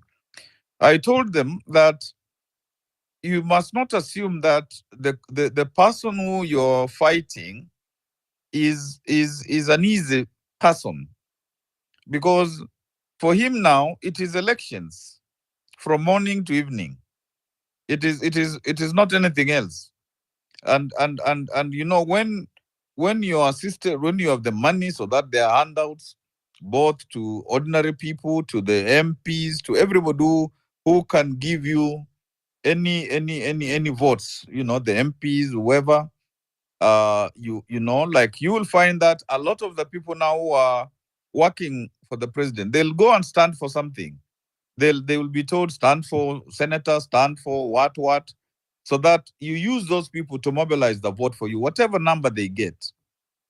So so this is the context, therefore, of the chapatis, the Maziwa, the new Maziwa, the new Maziwa. And I think if people don't understand that kind of strategy, then and I told and I think I was told that I was not correct in terms of my assessment, and I let it end at that. But I said that the president is very good at last mile politics. That is from Youth for Kanu, 1992, up to the present. Now, the question of the refugees. You see, you don't have to make refugees citizens.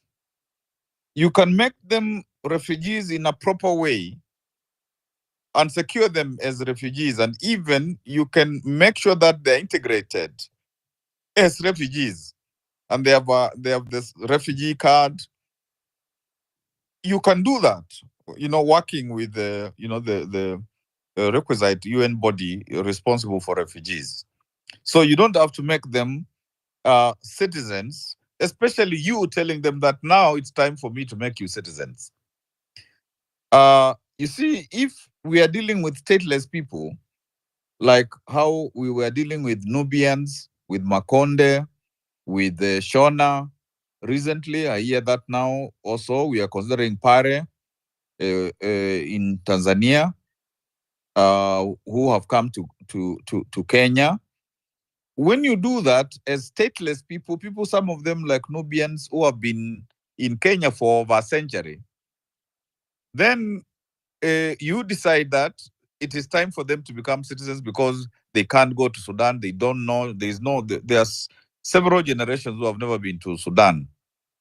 So, you say now they will be Kenyans. And when you say so, it means you will naturalize them. And therefore, they go through now the process under the Constitution and the Citizenship and Immigration law, which now says how they do that. And sometimes you even waive what is paid as the fees for becoming a citizen by registration. So it's methodical. And of course, we argue that we wish, Eastern Africa was one country, Africa is one country, so that we don't even have to bother anymore about people who will be citizens of East Africa, Eastern Africa, Africa, But in the meantime, if you do these quickie citizenships, so that you can have a pool for voters, then that cannot be accepted internationally. It cannot be accepted anywhere. And that is not to mean that Kenya is discriminating against refugees. In actual fact, they should be treated very well. And that is actually an important agenda, even for a positive, progressive government. But don't now introduce hatred against them by Kenyans who feel that you are using them. Because the moment you do that, even people will be saying, now we don't want any more refugees because they will become voting machines. And of course, one will say those are, if I can say this, those are Ruto's citizens. They are not Kenyan citizens. So I think that is something that requires, therefore, a lot of consideration. They always talk about civic education or political education. A system has to be found for that, a proper system, so that it is pervasive. And I can just rest at that. I don't know. There was some conversation, 254, I think I can now, or bets and so on. I don't know whether those are some of the things that were discussed in the general purpose-driven education, purpose-driven leadership.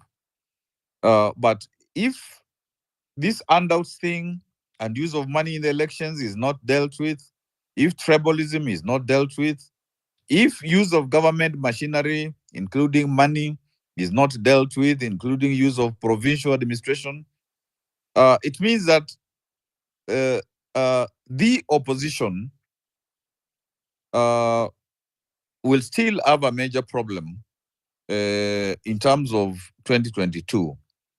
And I think it was Redemptor who said that the people have become the opposition, and particularly led by the Gen Zs.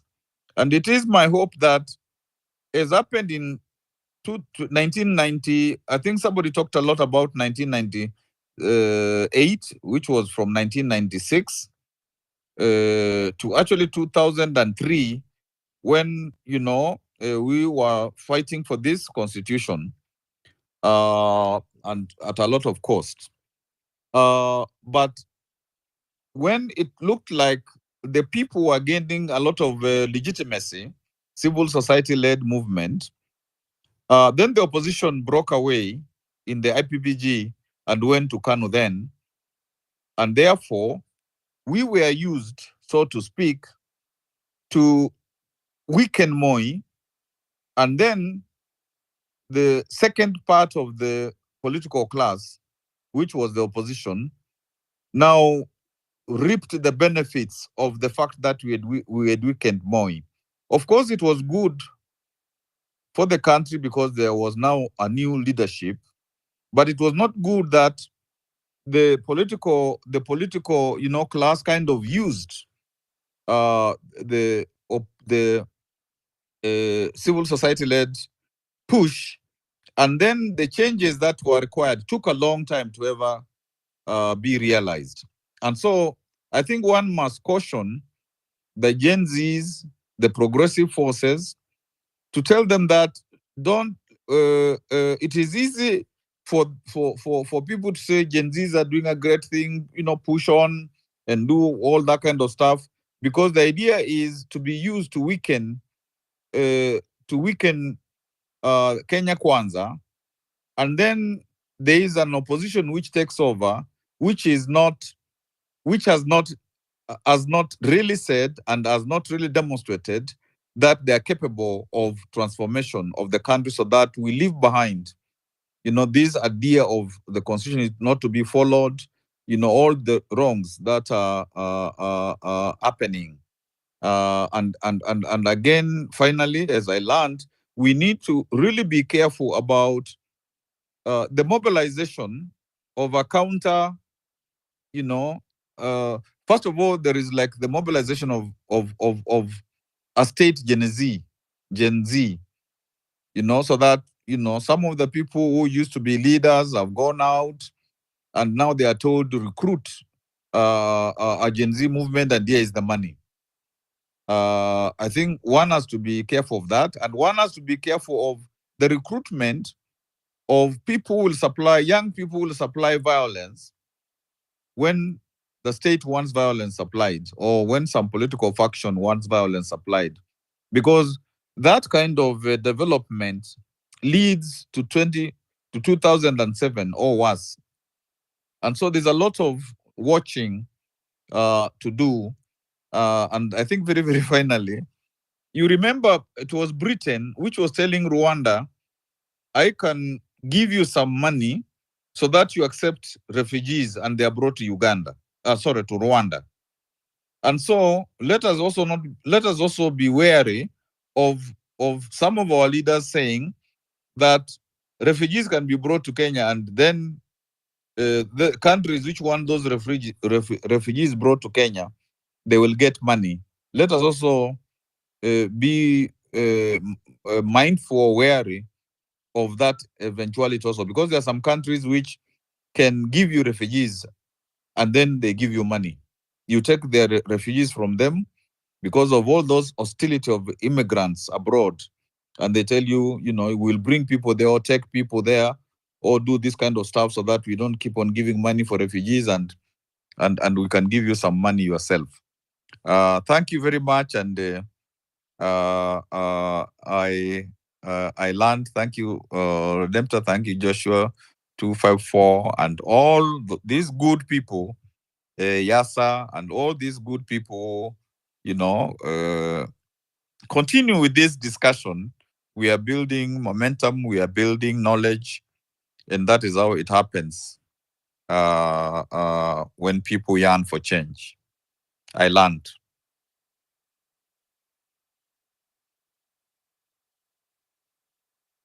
254, we can't hear you. Marabu is always a frequent guest, so would allow him to speak. Paul Mali, Can new face. I ask the professor a question before anything? It's a request. Go ahead, Chelsea. Thank you, Professor. When I was in college, your books by Smokey Wanjala, Lawrence Murugu Mute, I was in high school, and it really influenced my thinking. Building an open society, when the constitution starts to flourish, that was written pretty much around the time I was in Form 4, Form 3. I just want to ask you a question that I know your role in the fight for multi-party democracy, constitutionalism. Do you think, when you look back, do you think you have achieved what you intended to? And how far are we from actually being home?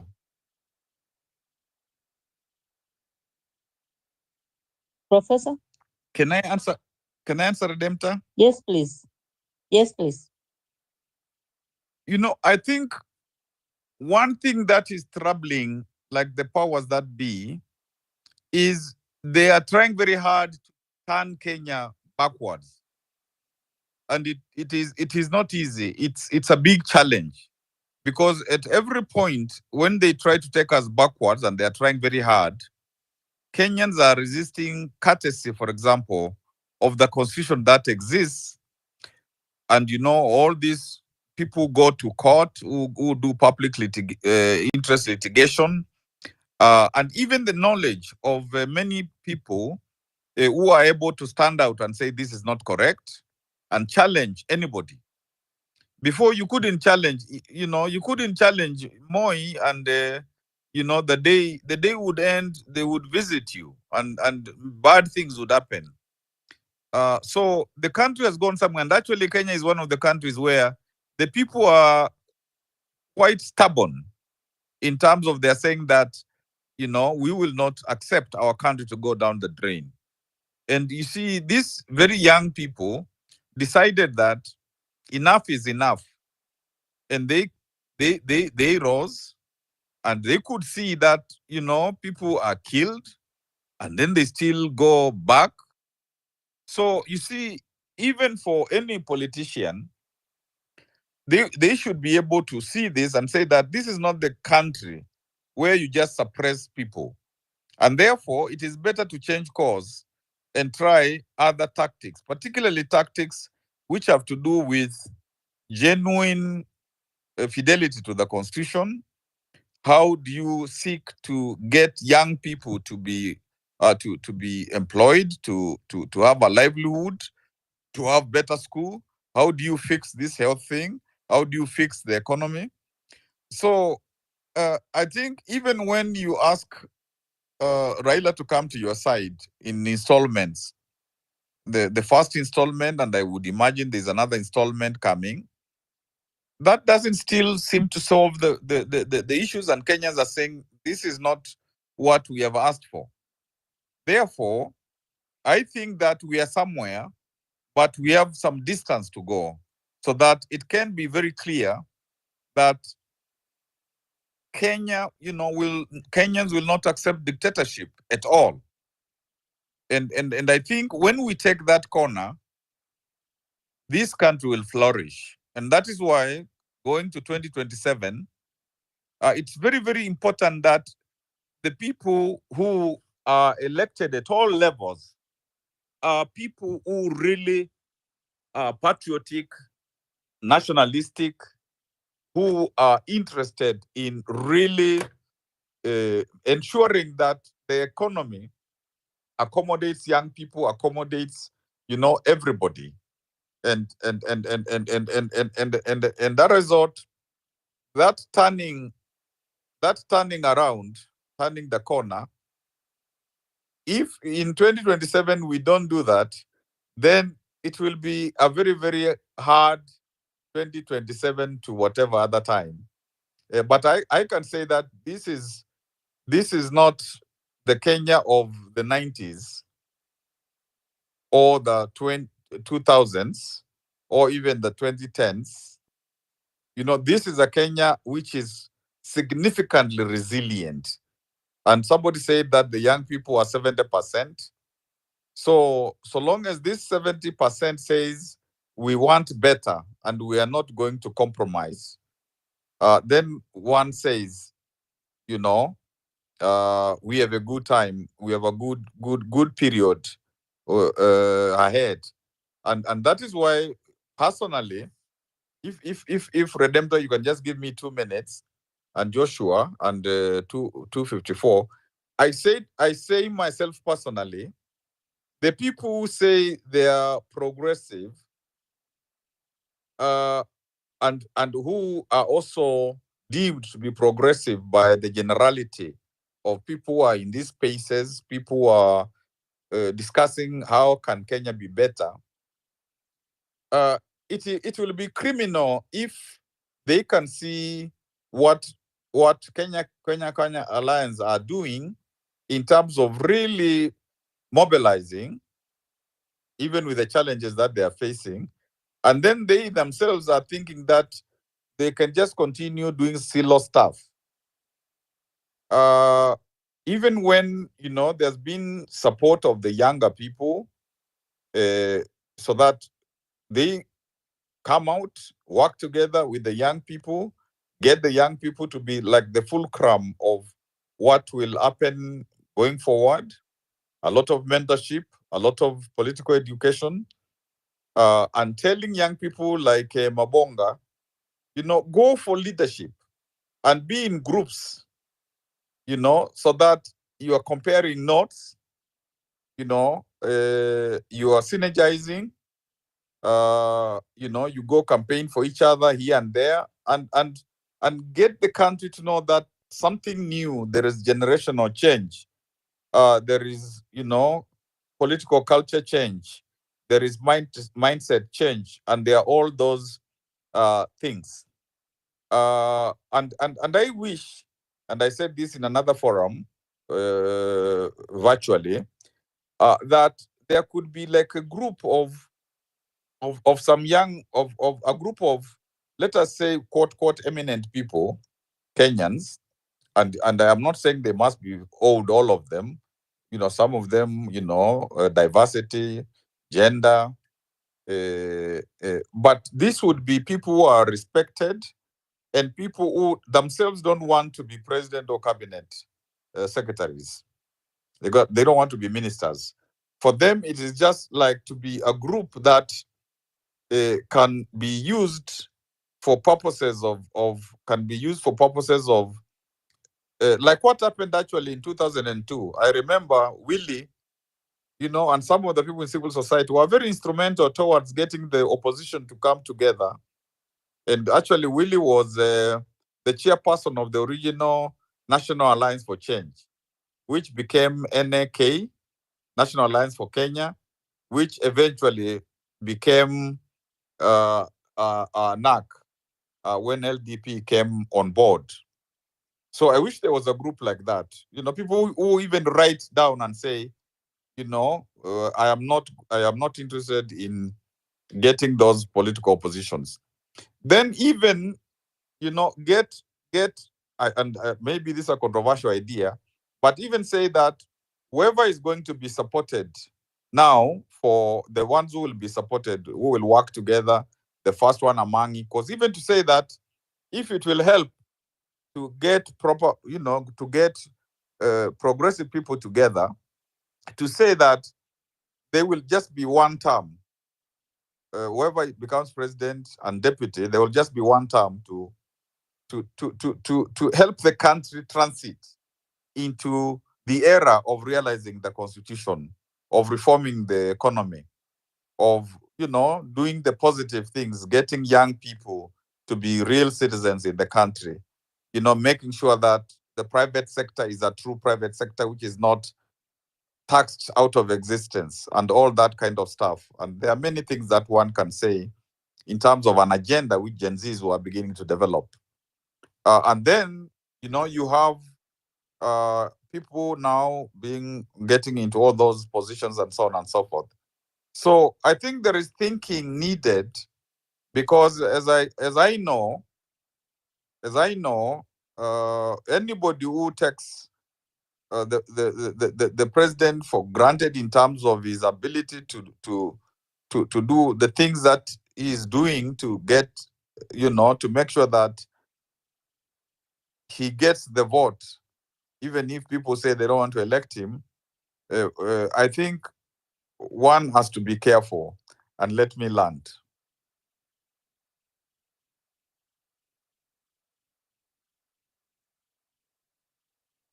Asante sana Profesa. Leo Profesa amerusha makombora. Amesema hii mkataba ni ya installments. In this generation they call it mkopa ama lipa mdogo mdogo. In my generation ilikuwa inaitwa hire purchase. So kumaanisha deal bado iko jikoni inaiva.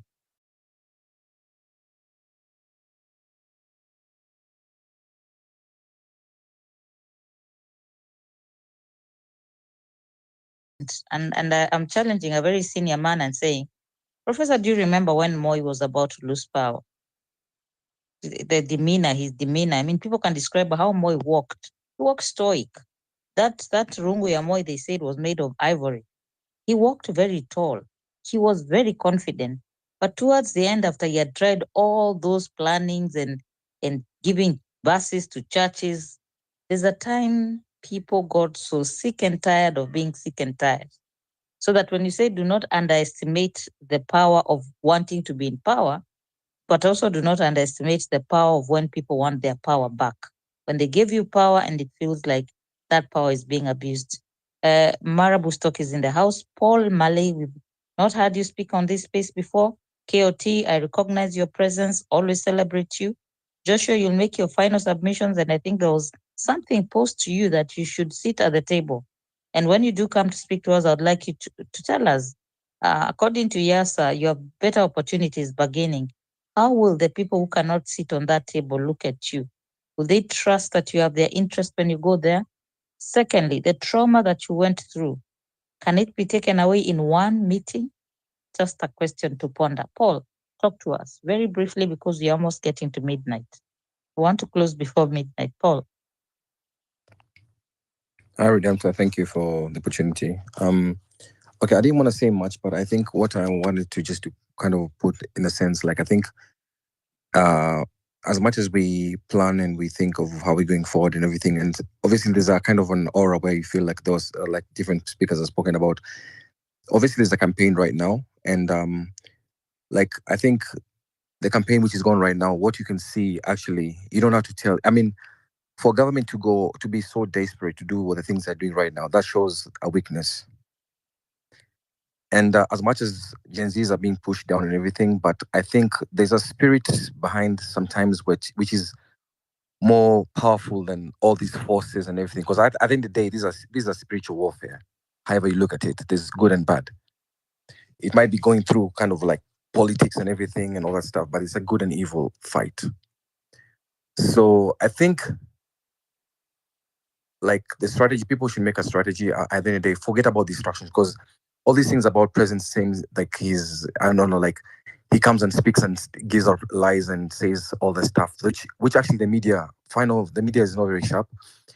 It gets all this information and just puts out. So it's a form of a distraction. And that's a very distraction that actually works because people are not focusing on what's happening in the country. The hospitals are not working, the health center is not working. The most important thing in a human being is his health. The moment you're sick, you cannot do anything. The only thing you wish is to get well. Even in work, you cannot go to work. You can call off work. You can call everything off in your life, right? For the moment, at that moment, nothing matters in this world, right? It's you to get back on your feet if you've ever been sick. So that's the same thing. Like, I think like if a country, like some of the basic things, structures of a country are not working, health, education, all those things, then the country is sick, is almost like a deathbed. And that's what it comes to a realization whereby strategy has to be put. But at the end of the day, you have to have hope. The hope is that obviously the battle is going to be won, regardless. However you look at it, it's going to be won. But how do we get there? So that's the most important thing. And people need to focus on strategy and giving hope, and also know there's a lot of distraction happening. So we need to be very focused, like thinking, okay, these guys are thinking, they start campaigning.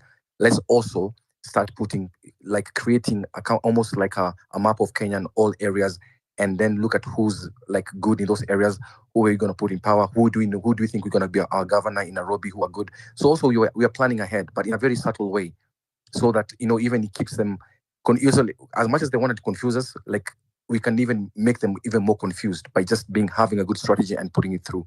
That's what I'd like to say. I mean, obviously the time is short. I don't want to say much, but I think the hope is there. Let's keep on pushing, but have a cohesive strategy on how we're gonna win at the end of the day. Because I believe and I have hope. This is a total win.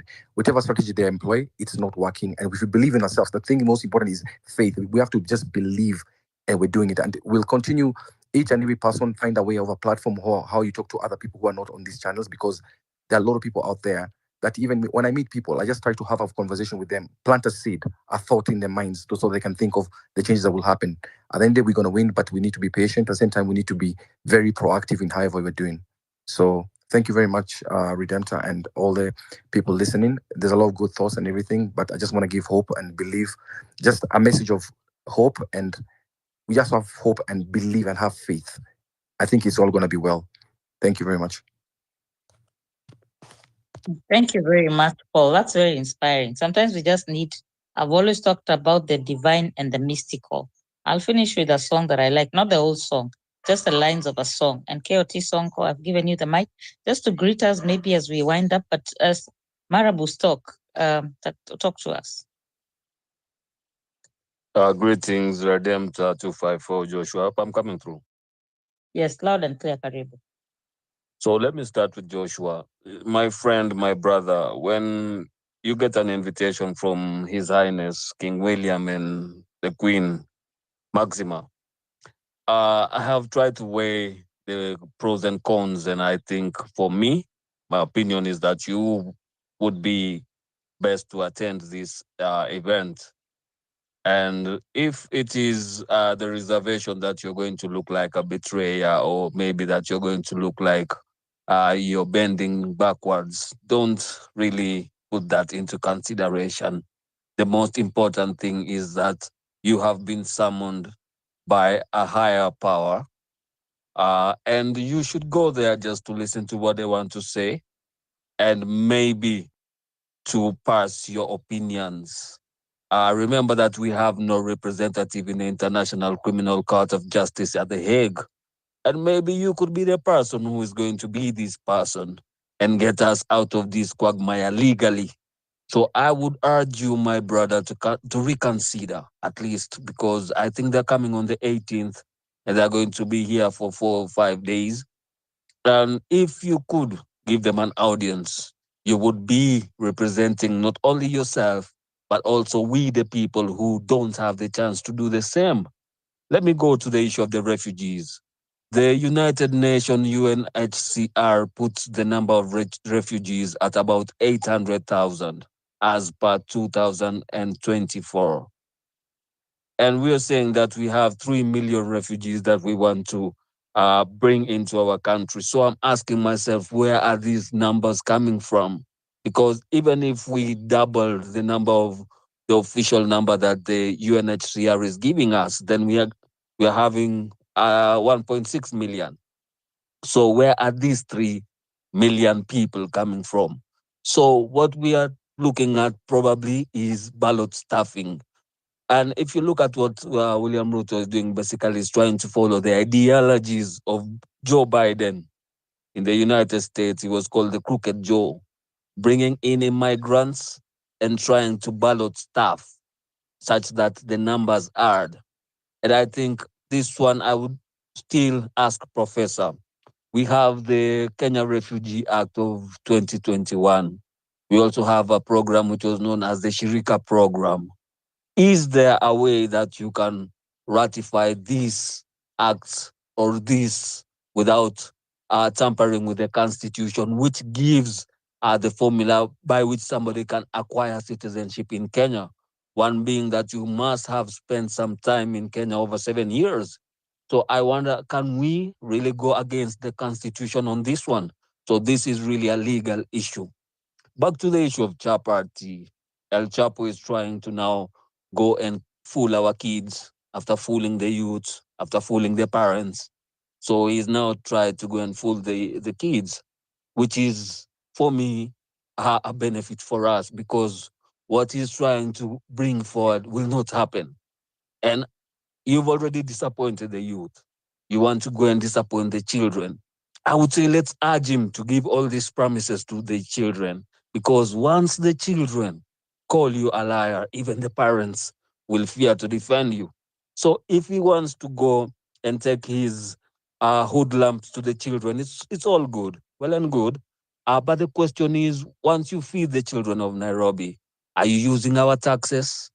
Because if you're using our taxes, then is it fair for somebody in Turkana to pay taxes and you only feed children in Nairobi? You bring out discrimination and all these other things which they did not factor in. You also look at the costs. I've seen the dailies, they are making it around 2.5 billion a year, minus the labor, minus the transport, minus all this. Where are we going to get all these resources just to make some goodies for children in Nairobi? So it's really something that shows that our president does not think through things before he promises them. And this has been happening over and over again. I'm hearing the bonuses have not been paid for the sugar farmers in the Western region. SHA is not working. And everything is because of promises without policy implementation, without listening to his advisors. So if he wants to go that way, well and good. Let's give him time. He asked for time. Let's give him time. Let's see what he wants to do with that time that we're going to give him. It's just 2.5 years or less. Let's see what he wants to do to our children, but let's not even try to tamper with it. Lastly, I've seen the bills that are coming to Parliament. I've seen a constitutional amendment bill 2025. I would urge most of us to go and look at that one. I've seen a bill to do with they want to amend the PFM Act to allow that they should withdraw money before it gets to the treasury. I would also urge us to go and look on that because the public participation ends on this month on the 25th. So it's very important for us also to be active citizens and go and look at those bills and try and put our inputs on those bills to ensure that whatever is happening here does not catch us unaware. So lastly, Joshua, as I urge you, my brother, reconsider, and if you fail, you can write them and tell them that you also can put a representative and I can volunteer to go and represent you. Thank you very much for the time, Redemption. Have a good night.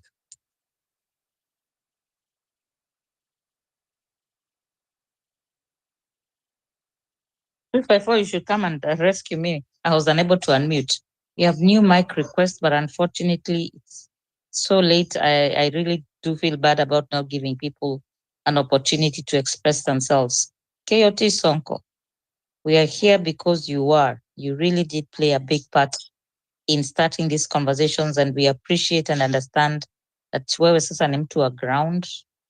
So we celebrate you. We know there are many challenges out there. There are many people wooing you to be this and to be that. We hope you have stayed grounded, and please talk to us. How are things going? Okay, thank you so much, Redemptor, Joshua, 254 for life, and all the speakers and listeners on this panel. Personally, actually, I want to thank you for always hosting these spaces. Tulianzia mbali bana, and we are still on the way going. So personally, I took a break from spaces because I wanted to walk the talk. Sijasema ati mtu ana host space kama Redemptor is not walking the talk, but at some point sisi kama wanaume we rarely multitask, so we have to focus on one thing first before doing the other thing. So yeah, as a young person, honestly, out there things are not easy as we might think they are because we have a lot of challenges. Yeah, personally, I'm running for Kimili MP. I'm trying to popularize my candidate on the ground, and that's why I'm always in Kimilili more than I am in Nairobi. Yeah, because Nairobi hata sina kazi huko, so maybe tu kama nimechoka Kimilili, so I have to go vacation in my bed sitter pale Nairobi. So the ground, honestly, I'm trying to catch up with how things works, especially for the people who have been in these political spaces. Of course, at my age, at some point you want to talk to people, but they feel like asa mtoto anatuambia nini. Yeah, so they judge you even before you talk to them. But the moment they give you that chance to express yourself, honestly, you will win maybe 70% of that congregation because wanaona huyu mtoto, even as much as we see him as a young person, below 25 years, but he has an idea. So we have a lot of challenges out there.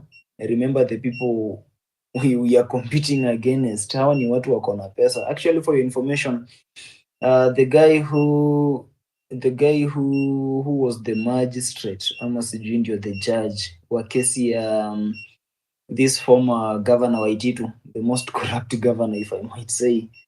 Yeah, he's also vying for Kimilili MP, anaitwa Brian Haemba. So you find out these people already stole a lot of money because mimi naambiwa si ati kuambiwa, yeah, but because of some self-interest na other issues aliacha hiyo kazi, aliachishwa. So these are the people who have stolen a lot of money. And then also I'm also competing against the former principal for Kimilili Boys High School St. Luke's. He's called Wandili. Yeah, and he's an old guy. So you find out that even as much as I go there as a young person to express my my interest in serving the people of Kimilili as the member of parliament, we also have other people like how I've mentioned to you. And these people, honestly, they have that muscles. Yeah, whatever you can mention, money, resources, they have vehicles, they have whatever they have. So you find out when you go to a podium with such people, even before you speak, people have already started to judge huyu mtoto atatuambia nini. But the good thing, I thank God, I've been given that power to express myself in my native language. That's why most of the videos I share here, nikienda pale ground, I speak in fluent Bukusu, and I use even nini zinaitwaje misemo in Bukusu, so that congregation, they have to understand exactly what I'm trying to pass across. Yeah. At some point, I tell them, see, ati naongea Kibukusu because I don't know how to speak English. I can speak a bit of fluent English, but I have to tell you in our native language so that you understand. So the challenge on the ground, that age group between the Gen X, people who are born between 1979 to 1940s huko, before they believe in you, then you really have that. You really need to have that time to explain to them exactly what you want. Because Mimi, I told them, man, I want to serve you people as the member of parliament hapa Kimilili, and they are like, wewe mtoto hata hauna nyumba. Honestly, I was in a certain meeting in a certain house, and this house ilikuwa ya mama fulani anaunda pombe, and these men, the old guys, akina baba zangu na wazee, they called me, they kaniambia, kijana, unataka kuvai, number one, you don't have a wife and you don't have a house. Walinitoa kwa hiyo nyumba, wakanishika mkono, wakaenda kunionyesha mti, kaniambia, ukuja ukate hii mti ujenge nyumba. They gave me that tree, na wakaniambia, ukishindwa kupata mabati tutakupatia ujenge. After ushajenga, utafute msichana akae hapo. That's when we'll feel like we have a man who can run this constituency. And I thought of Peter Salasia. You know, Peter Salasia comes from Kakamega County, is not from Bungoma County. Now, in Luya community, we have a lot of sub-tribes. So people from Bungoma and Trans Nzoia, they come from the Bukusu sub-tribe. Yeah, even as much as mnasema si ni Waluya tu. That's why hata Mudavadi saizi akikuja hapa kutuongelesha, akikuja kuniongelesha mimi, he has to speak Swahili so that I can understand him, because he comes from a different sub-tribe. So you find out that even as much as we have that same culture, watu wananiuliza, mbona bana Salasi yeye alielektiwa akiwa hana bibi, hana nyumba, mbona wewe watu wanakuforce ukue hivi na hivi? Salasia comes from the Wanga sub-tribe. I come from the Bukusu sub-tribe. And our culture at some point, it's totally different. Because in that Bukusu sub-tribe, people will perceive you, if you want to be a leader, then you must have shown some leadership skills. Uko na kwako. How do you even take care of your family? Because when they give you that power, that constituency it's like your family. How are you going to take care of that constituency? Because they feel like kama mtu haezi take care of his small family, that nuclear family, and then it will be so hard for him to even take care of that extended family. So let me call my constituency as an extended family. Yeah, so those are some of the challenges, but I'm trying as much as possible to ensure that I overcome them, because I know mahali kuna challenge, there is always a solution. And that's why I've always tried to sit close to these wazee. Every now and then, I mean, almost in a week, neza tafuta wazee like 2 days. I just sit with them, have a story with them. I just read their mind, how they think about this whole stuff and all issue. Yeah, but for the young people out there who wants to go for this political seat, mimi neza wambia tu, don't be shaken. Just be bold. Get out there. Get out of this social media platform. Yeah, of course, have that presence on social media platform, but ensure you are out there expressing your interest. Because saizi tukisema we don't want to go to the ground, let us now campaign on this platform. I'm 100% sure that how watu tuko nao hapa 100 people, maybe less than 10 or 20, they come from my constituency. So if I'm campaigning only on this platform, then just be rest assured that I'll not get that seat because the numbers, they're on the ground. This weekend nilisema sitaenda Kimilili because I've been in Kimilili for a week and I came back to Nairobi on Wednesday. So Wednesday, Thursday, Friday, today is on a Saturday. I had an engagement na the student from the Luya community at Kenyatta University. And I try to show them exactly what I want because hapo nilijua nikienda hawataniuliza 10 bob ama 100 bob. So I went there, I talked to them, nikamwambia mimi I come from this place, and it was so good that most of them actually they come from Kimilili because out of that population of over 100, at least 20% of that population they come from my constituency, and I urge them actually to support me, even as much as I don't have anything to give them now, but my ideologies and my vision for that constituency, it will make that constituency better than actually we found it, because I want to leave that constituency on a global map. Isikuenge tu sijui nini. I want to ensure that I was sharing a story today. I applied for bursaries in Kimilili constituency, Tangu Didi Masakwe MP. And since when I joined in campus in 2019 up to 2023, I applied every year and I never got even a zero allocation. They never allocated any fund wangu. And you find out that sio peke yangu, watu wengi from Kimilili, they have never received those bursaries. Nyi mnasikianga tu shule zinajengwa huko, but probably the leader we are having, he prioritizes education, but in development form, not to help a person to go to school. So you find out that it has been very, very difficult for the young people in Kimilili to get to access education. And so even as much as I'm thinking of development, I can honestly tell you that nikienda pale Kimilili as an MP, I will prioritize number one, education, because these people need to go to school. Yeah, unajua ukipeleka mtu shule, you don't have even to give him connections. When he gets out here and get that exposure, the person atajua venye anajitafutia, as long as he's a good, he's a smart person, then it will be so easy for him or her to maneuver out here. So pale Kimilili, we are still doing it. I try to run that campaign for IDs. Yeah. And the good thing now, saizi nimesikia watu wanafaa kuchukua ID free, because I was thinking now getting that 400 bob to give almost 1,000 young people in Kimilili to go and get IDs. It was actually a headache to me, but saizi what I'm doing on Friday, I'll be heading there on Thursday, so that I have a mega meeting for the young people, and I've invited mostly those who are over 18 and they don't have national IDs, because that recommendation peke yake from the chief, I hope you guys saw kuna picha nilikuwa nimepiga na Joshua has just posted that photo. That paper is a recommendation letter from the chief. The chief needs to sign that paper, alafu akuandike recommendation, so that you can proceed with the application of IDs.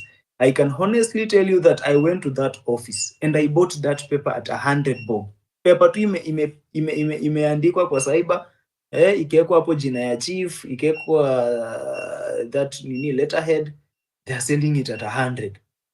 And so the initiative nilikuja nayo, I said, let me now photocopy this paper multiple times, so that when these guys come for that meeting on Friday, because I'm organizing for that meeting at my grandmother's home, I'll issue them with that letter.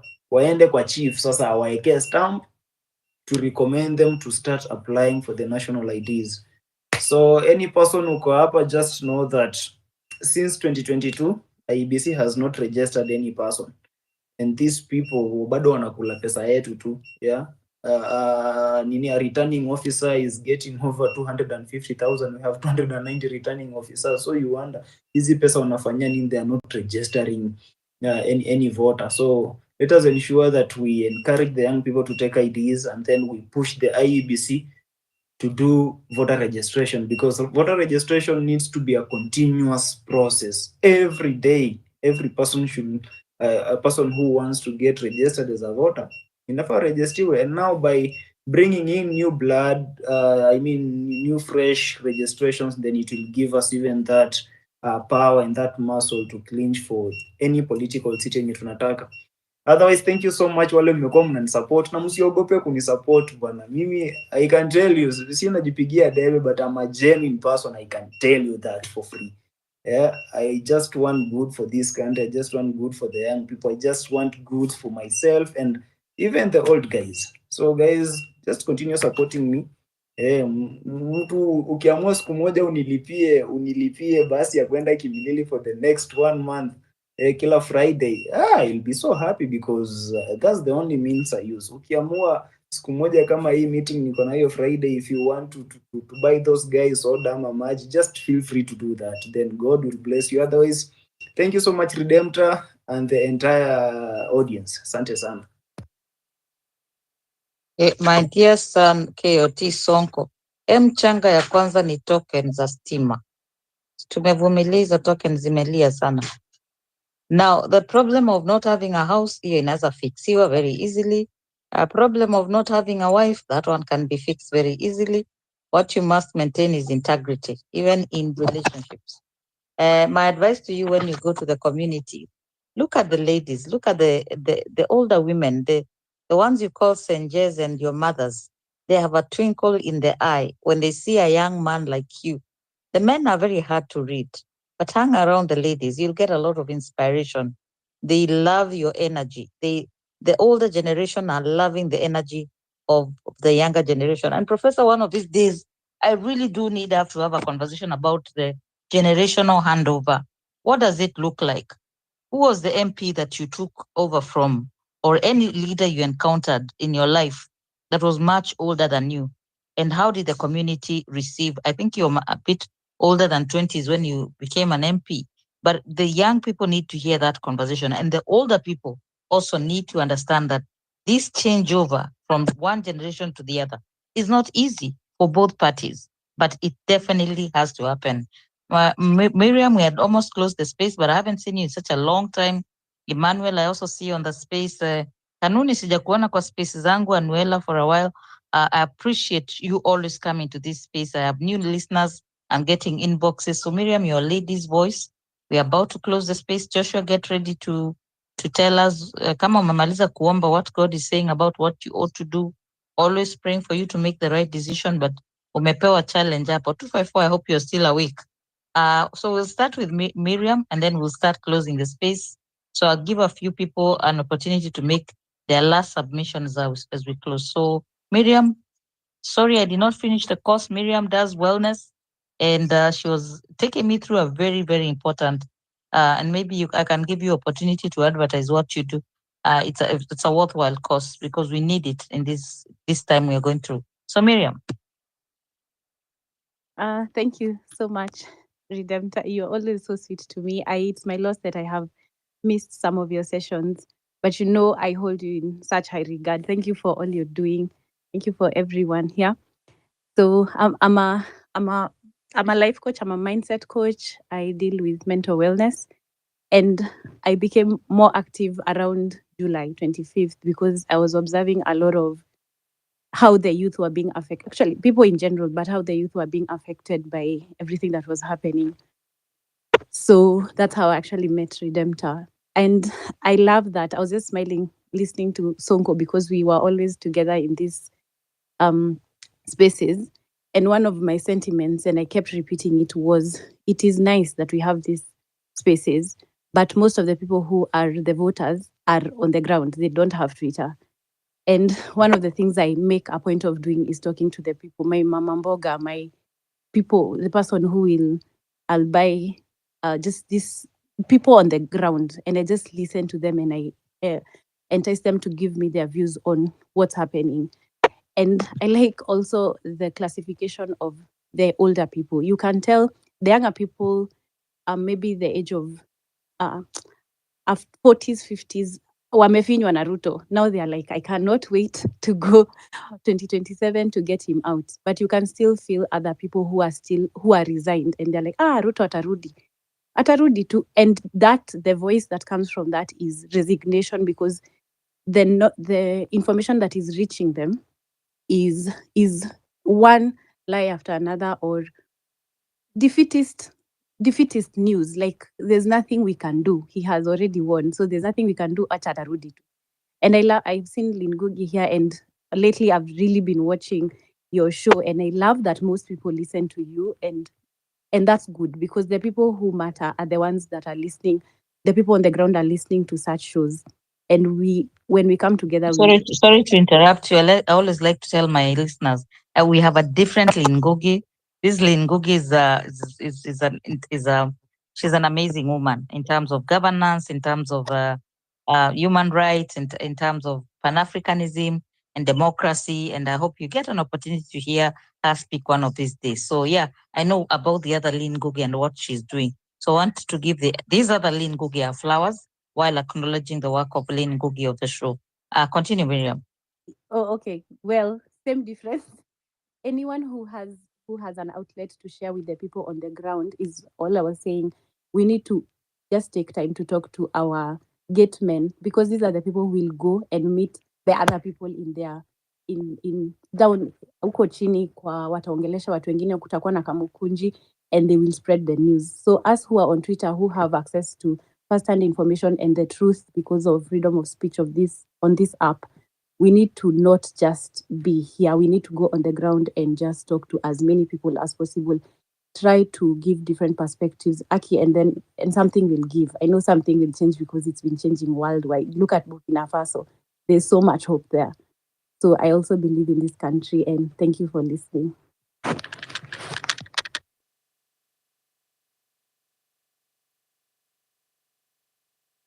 Thank you very much. I had Flavia. I'd let you make your final submissions. Make it very quickly. Then we'll come to Professor. Who is Okay, speaking? thank you so much, Flavia. Redemptor.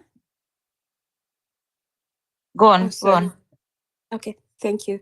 Thank you, Redemptor. Thank you, everyone who's been part of the panel and everyone who's listened in. KOT, okay. Part of my home is in Kimilili. My vote is not there. However, part of my family is there. So I have spoken to them and I can tell you, just to give you some hope, that the ground is warming up to you and just keep at it. Don't be discouraged. Sometimes I check your wall and I see people telling you, go for MC and all that. It's not a fail, even if you do not win. Whatever journey you've started on is a win by itself. So just keep at it.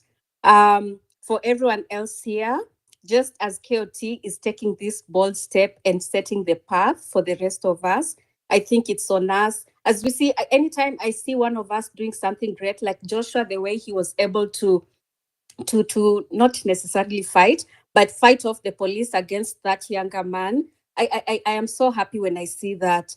What message I'm embracing right now is that it's all on us. The fight is not on anyone. No one is going to do it for us. Let's take on it. However, in whichever capacity we can, let's push ourselves. And then now we take the mantle and start doing something in one way or another. So I land on that. Thank you very much, Flavia, and thank you for always gracing our show. Professor, I think we'll have a mentorship opportunity. I don't know, maybe using WhatsApp or something, so that you can encourage. Someone is losing power on their phone. I don't know if it's 254. Let me check. Professor, kindly make your final submissions.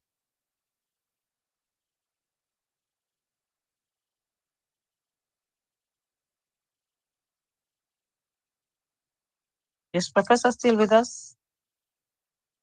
Joshua, can you hear me? Yes, we can hear you. Yes, you're loud and clear. Okay, thank you. So, Professor, I don't know if I think it's Professor's phone. 254. Thank you, Redemptor. I think it's been a good conversation. It's been longer than anticipated, but a very well conversation had all the same. From what people have said, I think I have great takeaways to take away with me personally. But also at the same time, I think there's been a lot that has to be insisted on, and maybe we can repeat from different speakers on this panel, and also even personally, you can take very many lessons from what was said. I think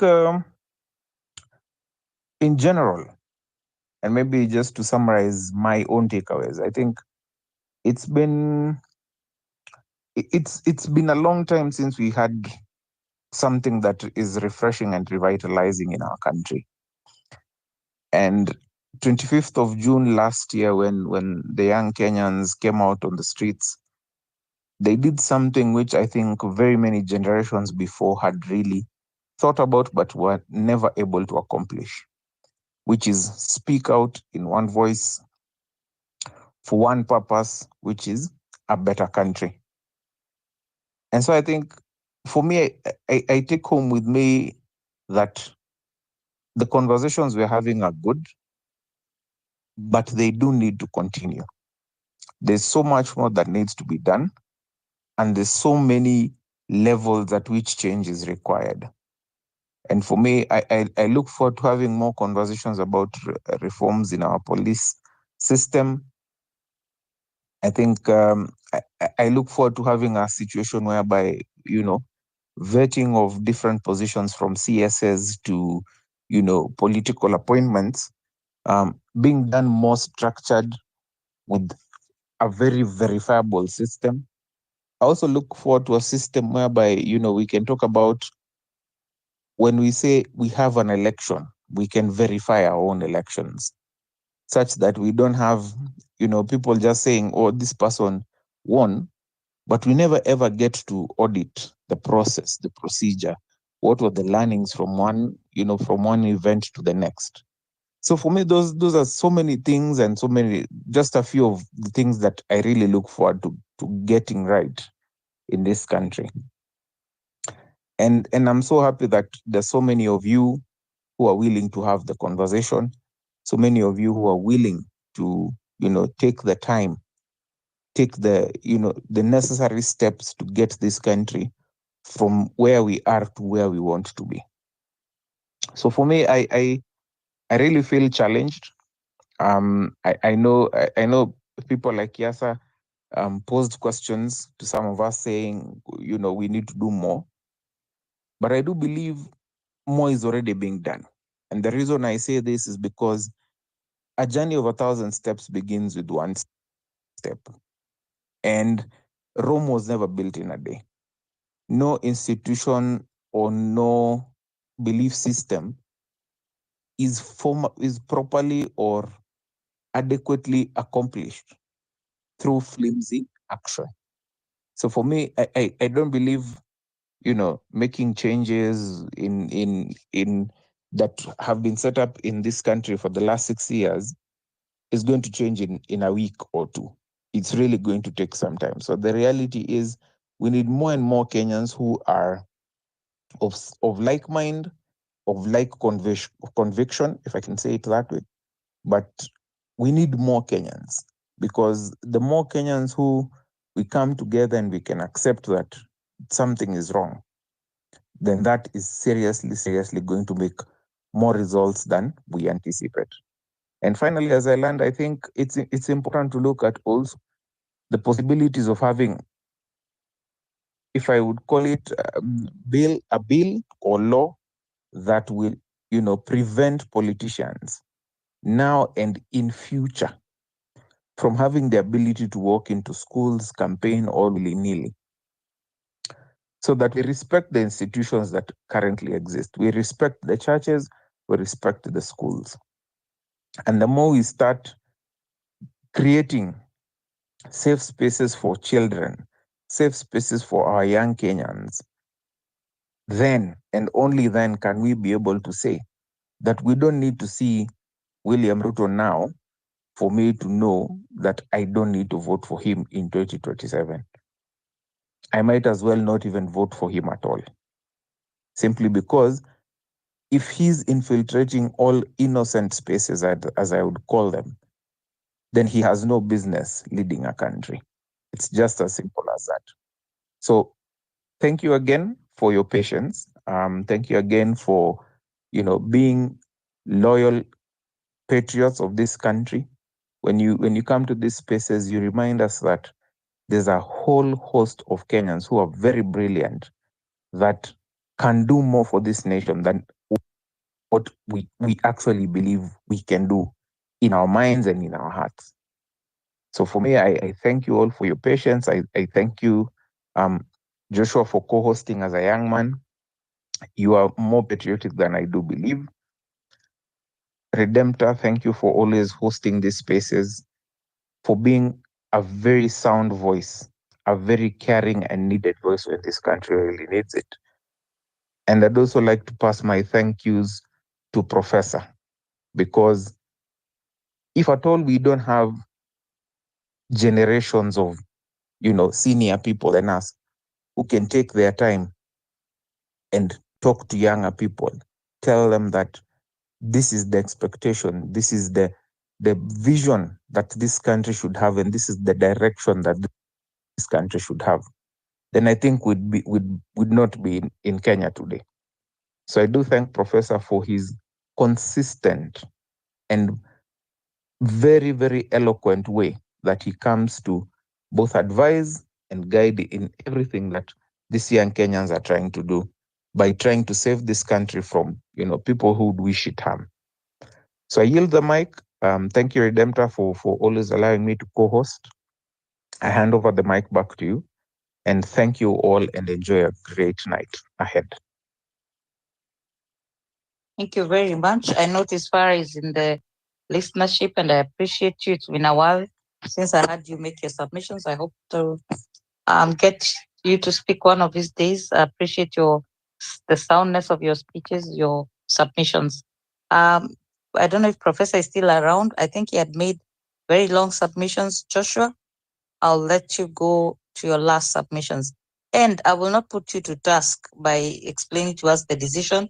Uliambiwa uende uombe, maybe on Wednesday, sijui, when is this meeting happening? You can come and tell us what you have decided. It really is a personal choice. Yeah, but tutaongea nyuma ya tent. I will join you in the prayer. Joshua, talk to us. Asante, thank you, Redemptor. And thank you, everyone. Mabonga, KOT Sonko, I just made an acknowledgement post, very long one. You can read it on my TL. But honestly, we are soon coming to Kimilili. I'll mobilize a team of people to come to Kimilili with system na gari yenye mtu anaweza simama juu yake, na tutaambia watu wa Kimilili kwanza kwamba hata wewe uko na watu Nairobi ambao wanakuaminia, na kwamba the faces, some of the faces they've been seeing on TV actually support you and they can come to the ground to meet your people. We will come. I am very serious about this. It's one of the things we need. And we will do this to every other young person who will come up and say, I am going for this position. When budget allows, we just save a little, some coins, and we take a car to wherever you are. And then we ensure we clear our schedules for those days or weekends. And we run around your constituency in the major markets and ensure that even as you touch on the ground, people can actually hear you loud. Unajua siasa ni hivyo. You can mobilize and organize on the ground, but people love the music that comes with campaign trails. They want to see you also speak in a microphone. It's the little things that make people win. And if we are not willing and able to do or play that, then we will be defeated. We don't want to be defeated. So KOT, you're going far. Let no one tell you you're young. Or Tom Mboya was leading trade unions at 20 something in his late 20s. Malcolm X led the civil rights movement in his early 30s. Yeah. Thomas Sankara took leadership in his early 30s. And look at what Ibrahim Traore is now doing in Burkina Faso. So honestly, no one should tell you you're young. And these are people leading as national leaders. Ibrahim Traore is just, I think, 37. He's a president. You can imagine. So you being 24, 25, going for MP, In fact, we need to go there and teach the people that I don't know whether they read the Bible, whether they've been taught about the story of David, the king, and now he was chosen amongst his siblings. And he was the youngest. He was tendering cattle in the field.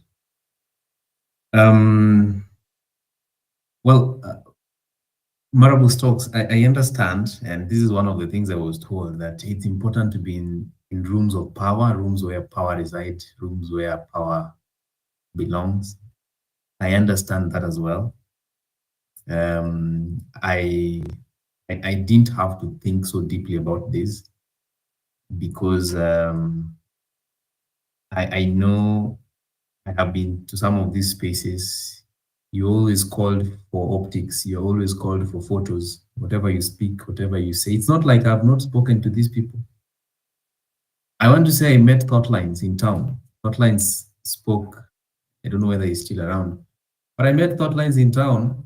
At that time, I was from an interview with some Dutch media.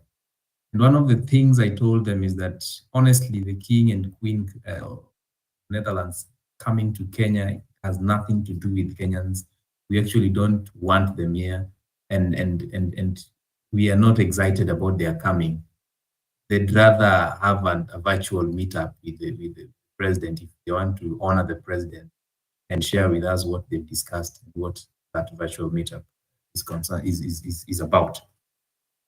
That is one of the things I said, and many more. So honestly, this is not something I really needed to think about so deeply. And we've had information from very many people, not from very many people, but from some sources saying that these guys are actually coming on business matters. So this Gen Z, whatever, they're just they're using this to hide all the other things and saying, now, guys, we care and that we want you to, do this and that. And the fact that you're saying if I've been summoned by the king himself and the queen, and now I need to respect that. No, it's my personal choice to either go or not go. And if we look keenly, the people of Kenya, majority of the people of Kenya do not want this visit, and that's why there were a lot of reactions.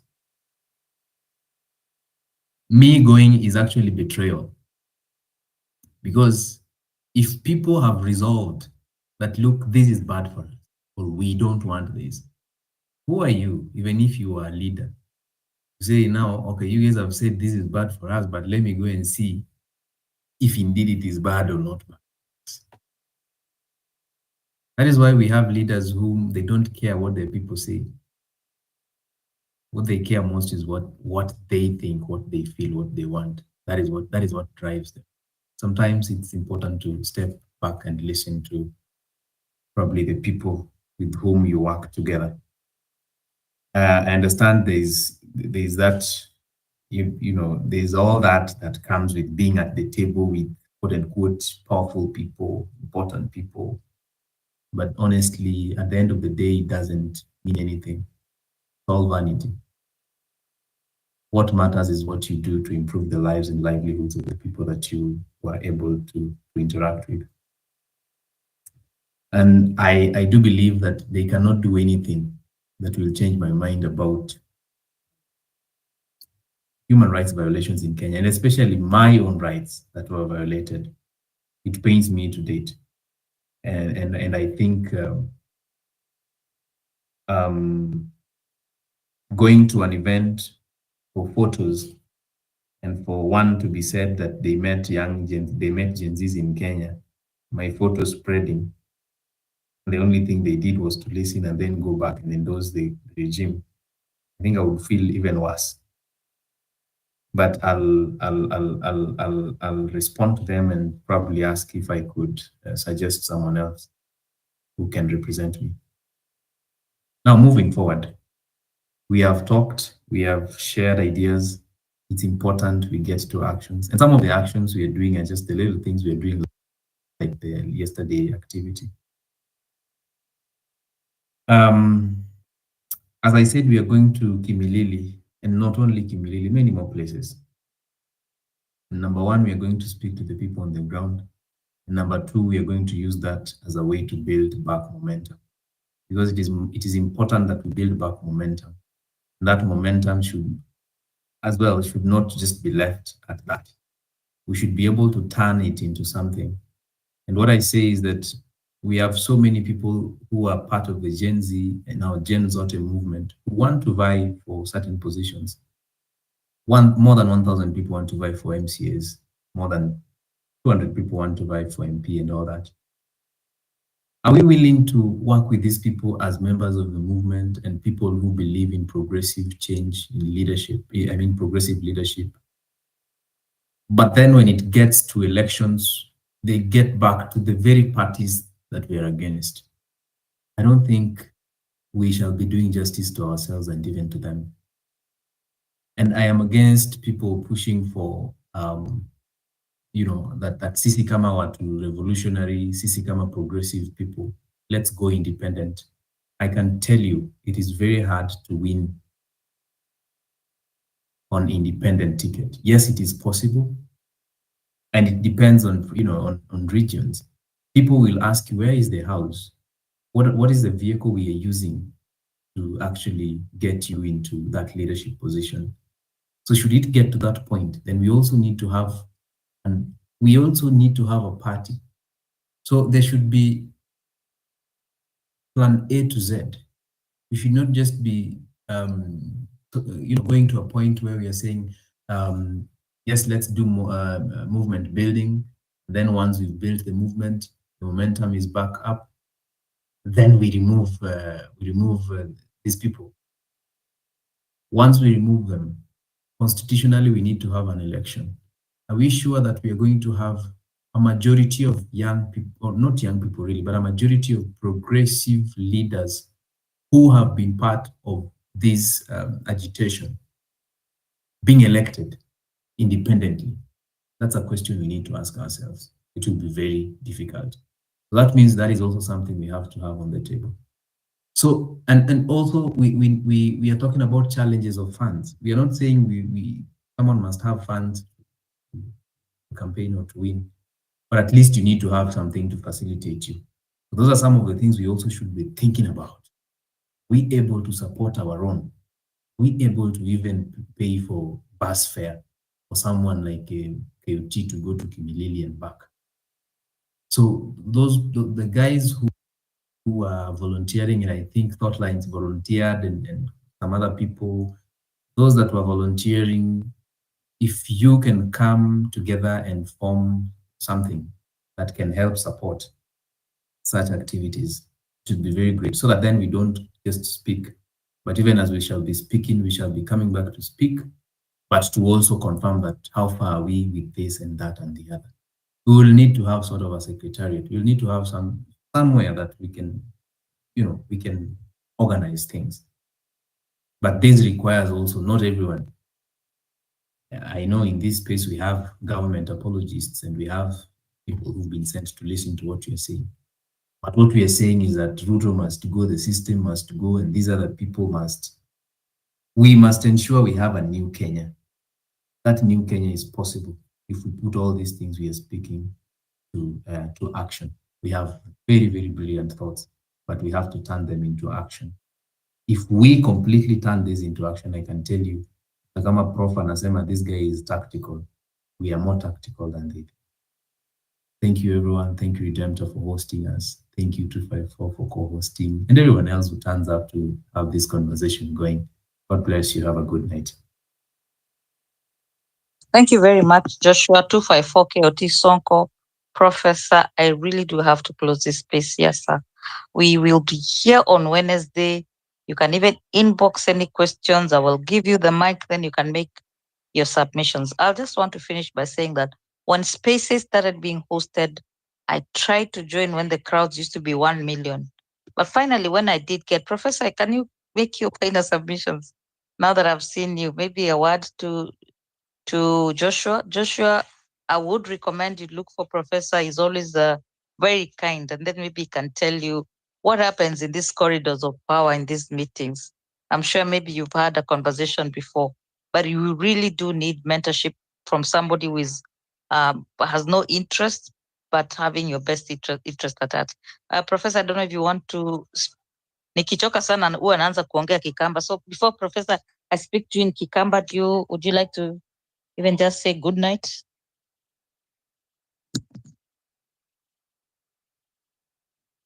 Professor ni kama ako mbali na simu yake. So I'll close the space, and I'll close by saying that when I first came to these spaces, I used to introduce myself and I would say, mimi ni mzazi, mwandishi na mtetezi. I have not resigned from any of those roles. And sometimes you feel like you want to give up, then you remember who is watching. Not just Joshua, not just KOT Sonko, but sometimes even my own children are watching. They've been watching me to see if I practice what I preach. There are a lot of things going on in this country, and people are mentally fatigued, because what I tell my generation is, as a parent, one parent to another, is our young people do not forgive as easily as we did. They do not accept and move on. And if you've parented this generation, you know they document everything. You know they challenge what you tell them. You know they have the information. And that is what this government is, this regime forgets. One of the saddest things I've seen as a Kenyan, I know every Friday, young people go to the clubs, and when they get very high, they chant Ruto must go. One of the saddest things I've watched kama mzazi is when Gen Alphas last year would chant Mwizi. And this is in reference to the president. Forget about Ruto must go. There are those ones who just waited and said Mwizi. And that speaks to where we are as a nation, where we are saying, you're the leader and you're a thief. I don't know if anyone can ever recover from that. I don't know what chapati, what milk, what school program, what school bus you're going to build that will never take away that generation believed that, and they said it. And Professor told us that for them as politicians, one of the things they do to measure their popularity is how school children treat them when they pass. And so these children, they saw what Joshua went through. They carry the pain of their older siblings.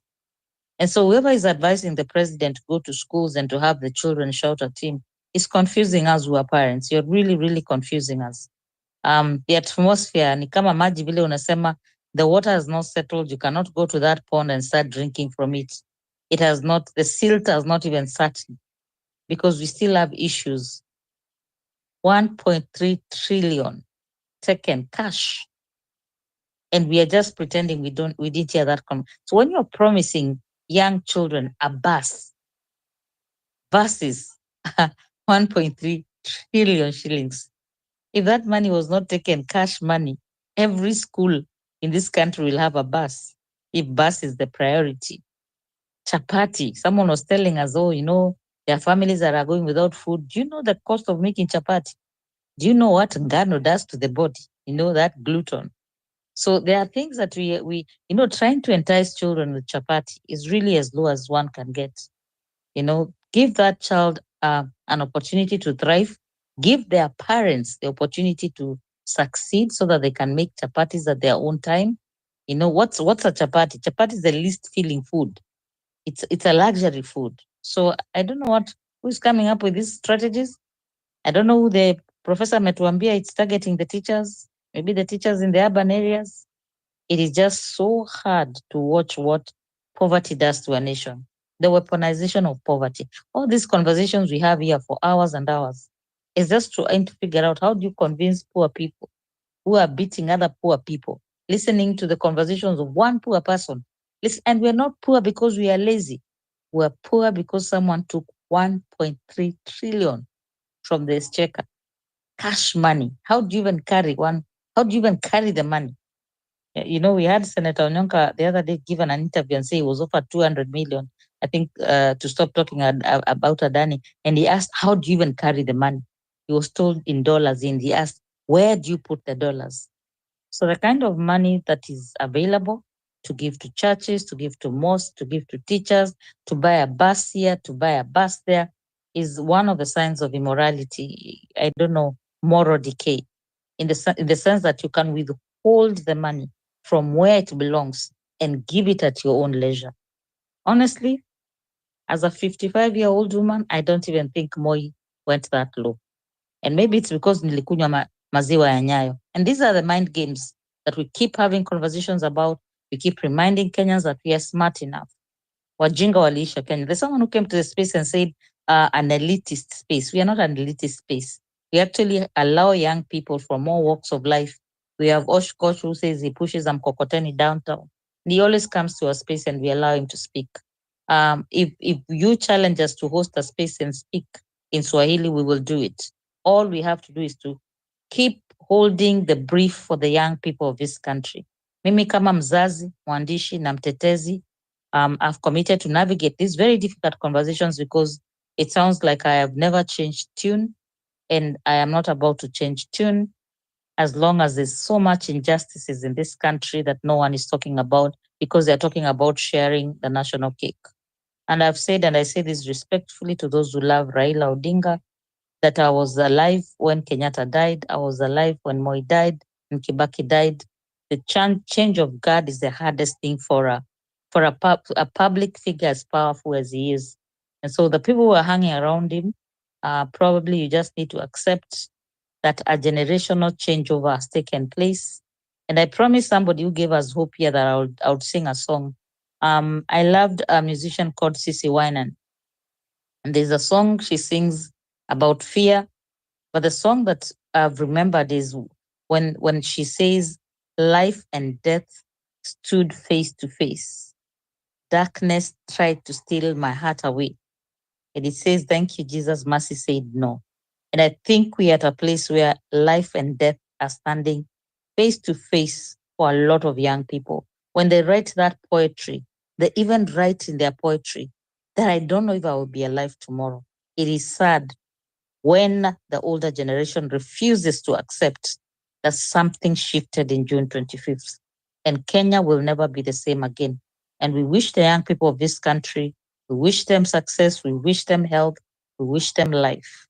Nobody has the right to harm you just because you're doing what they did 20 years ago. They did it. Kivuta Kibwana has been giving us these stories. Raila Odinga did it when he was this age. Why is he struggling to allow Joshua and KOT Sonko to do it? Musalia Mudavadi was lucky. He inherited the seat from his father.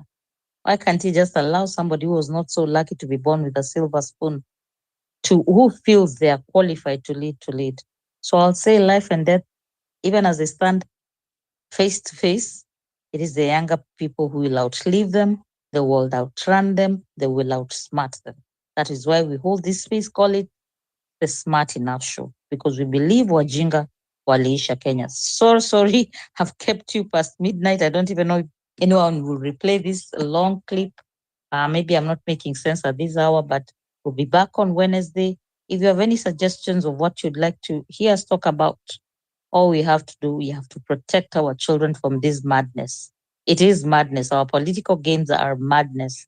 And we have to protect the purity of the younger generation. The younger generation of the Gen Zs already spilled their blood. Let's not defile the minds and the hearts of the young people with danganya toto jinga. Suumuni nandururu. God bless you. God bless Kenya. Good night, good afternoon, whatever time, wherever you are. Thank you for always honoring us. Na KOT Sonko mimi nitakuja hata mimi ki. I'm very good with the ladies. I'm very good with the widows. You know, that's my group. I'll do it very, very joyfully to just talk to them about how exciting it is for us to raise children and see them saying, now we are ready, we are ready. Nyumba ni kitu ya kufanya mtu asichaguliwe kweli. Hiyo nyumba tunaweza jenga na masaa on this forum. So Ndio nashangaa watu, kwani wanadhani nalala nje jamani? nani ana kwao? Sorry, KOT, I didn't give you an opportunity to say the last word, so maybe you just tell us good night. Nasikia token ni kama, tafadhali wale mnajua namba ya KOT Sonko kutoka hizo siku alikuwa na host space, rushieni kakitu. So I'll just close the space. KOT, next time kuja mapema, maybe Professor atakwambia what's not to do when you start the campaigns, and maybe it can benefit somebody else, not the enemy. So Kenya is home. The people who started fighting over that saying have stopped fighting over it. So we can say it again now, Kenya ni home. We are not going anywhere, and we are fighting for haki iwe ngao na mlinzi. Na Kenya haistahili heshima. The next generation depends on us. So thank you very much for your indulgence, for your patience, and for even accepting. Really, Paul, you spoke about it being a spiritual thing. I feel it in my bones that change will happen. That is why I'm committed to this cause, and that's why I support all the young people. And as usual, I always say, if you're very discouraged about what is going on in your own life, if there are days you wake up and wonder how you're going to go on, please hang in there. Help is on the way. I don't know where it's going to come from. I don't know who God is going to use in your life, but please do not give up. Just keep coming here, keep listening to the sounds of our voice, because we come here with very conviction that we were called and we were prepared for such a time as this, when the nation is hurting, when the nation is divided, when the nation needs to heal, when the nation has been exploited, when the people who have cannot understand the perspective of those who do not have. It's time to start fighting for at least a bit more fairness, because tuko mahali pabaya when it comes to those who have and those who have not. We all deserve better than we are getting. Like 254 likes to say, I'll finish with these words: Kenya deserves better. Kenyans deserve the best. Asanteni. Asanteni, my co-host. Thank you for KOT umetuambukiza ile ugonjwa wa kukesha kwa space. Asanteni sana. Mbarikiwe sana.